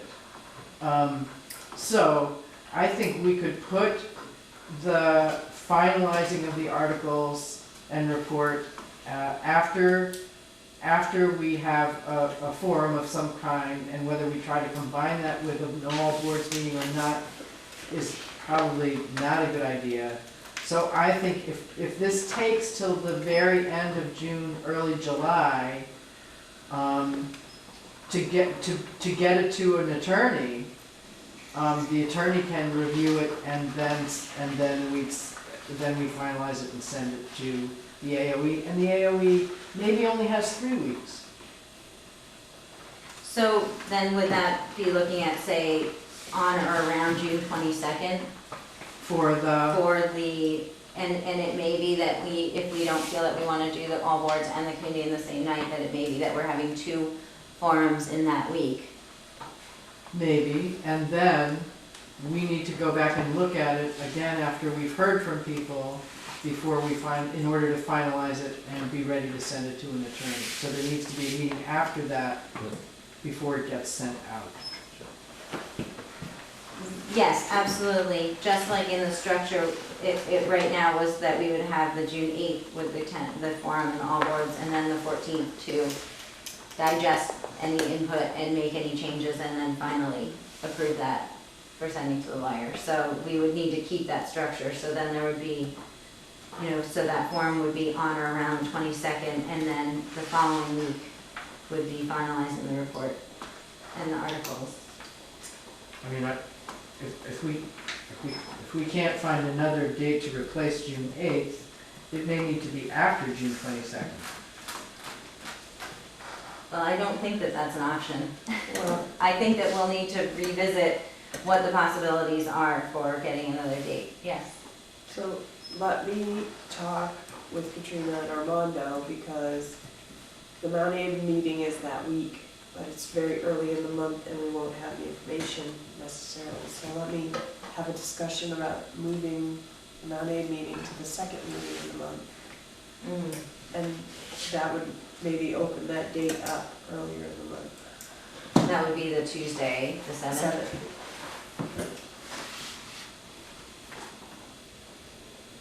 Okay, thank you, Donna, I appreciate that. And I know when we did the doodle about early June dates, the 8th was definitely the best for people at that point in time, but I understand that a few weeks go by and different things get added to the calendar. I'm not sure why the graduations weren't on our calendars back then, but.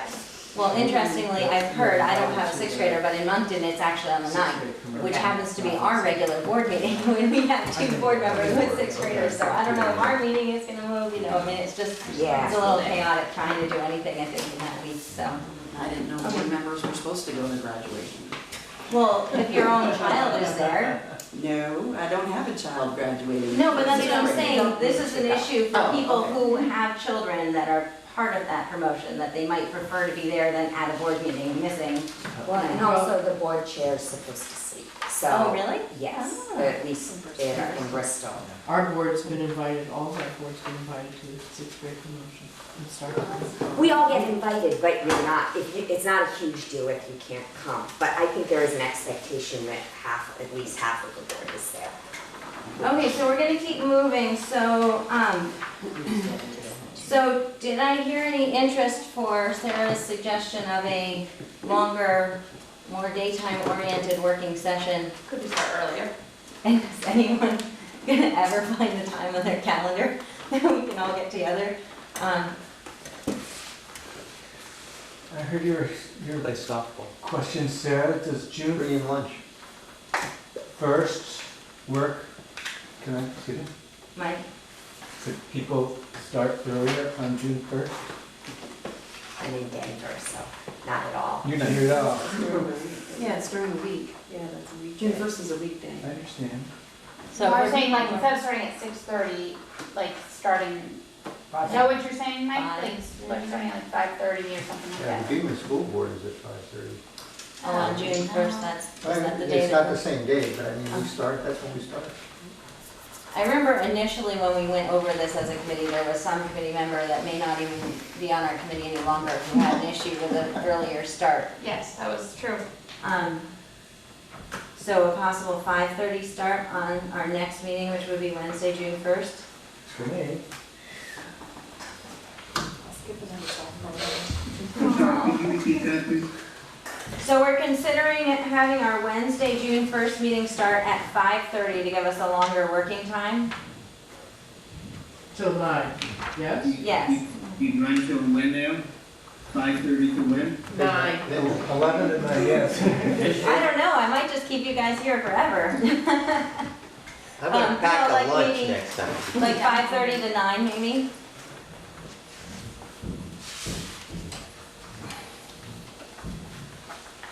And everyone's gonna kill me if we don't end this soon. No, you're doing great. It's because you can't see the clock. I know what. And we're at Bristol, right? And that's at Bristol. Okay, so hearing no objections, and I'm gonna just ask this, if you, as you consult your calendar, realize, oh my gosh, there's no way I can be there before 6:30 on the 1st, just shoot me an email. We will hopefully be able to get started with who we have there, but if we're not gonna have a quorum, I don't wanna ask people to be there, to sit there for an hour and wait to have a quorum. So if you realize that this is not gonna work for you, let me know. Thank you all so much for considering your flexibility on this, and I will update the timeline and the work plan and include that.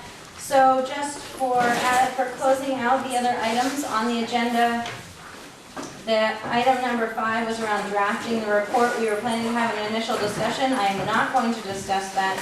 I just want to point out that there was a page included, it was all at the end of your packet if you read that far, about some of the kinds of things that will be included in the report. So just please take a glance at that, and hopefully we can talk about that next meeting. We will table the other business, and the next meeting goals, I think, is pretty clear. Thank you, Nancy. And so I will entertain a motion to adjourn. So moved. Yes. Thank you, Steve, seconded by Elon. Can I And, just stay on the line briefly after we adjourn? Yeah. okay, all those in favor of adjourning? Aye. Aye. Any opposed? All right, thank you all so much for staying here so late tonight. Where is next week's meeting?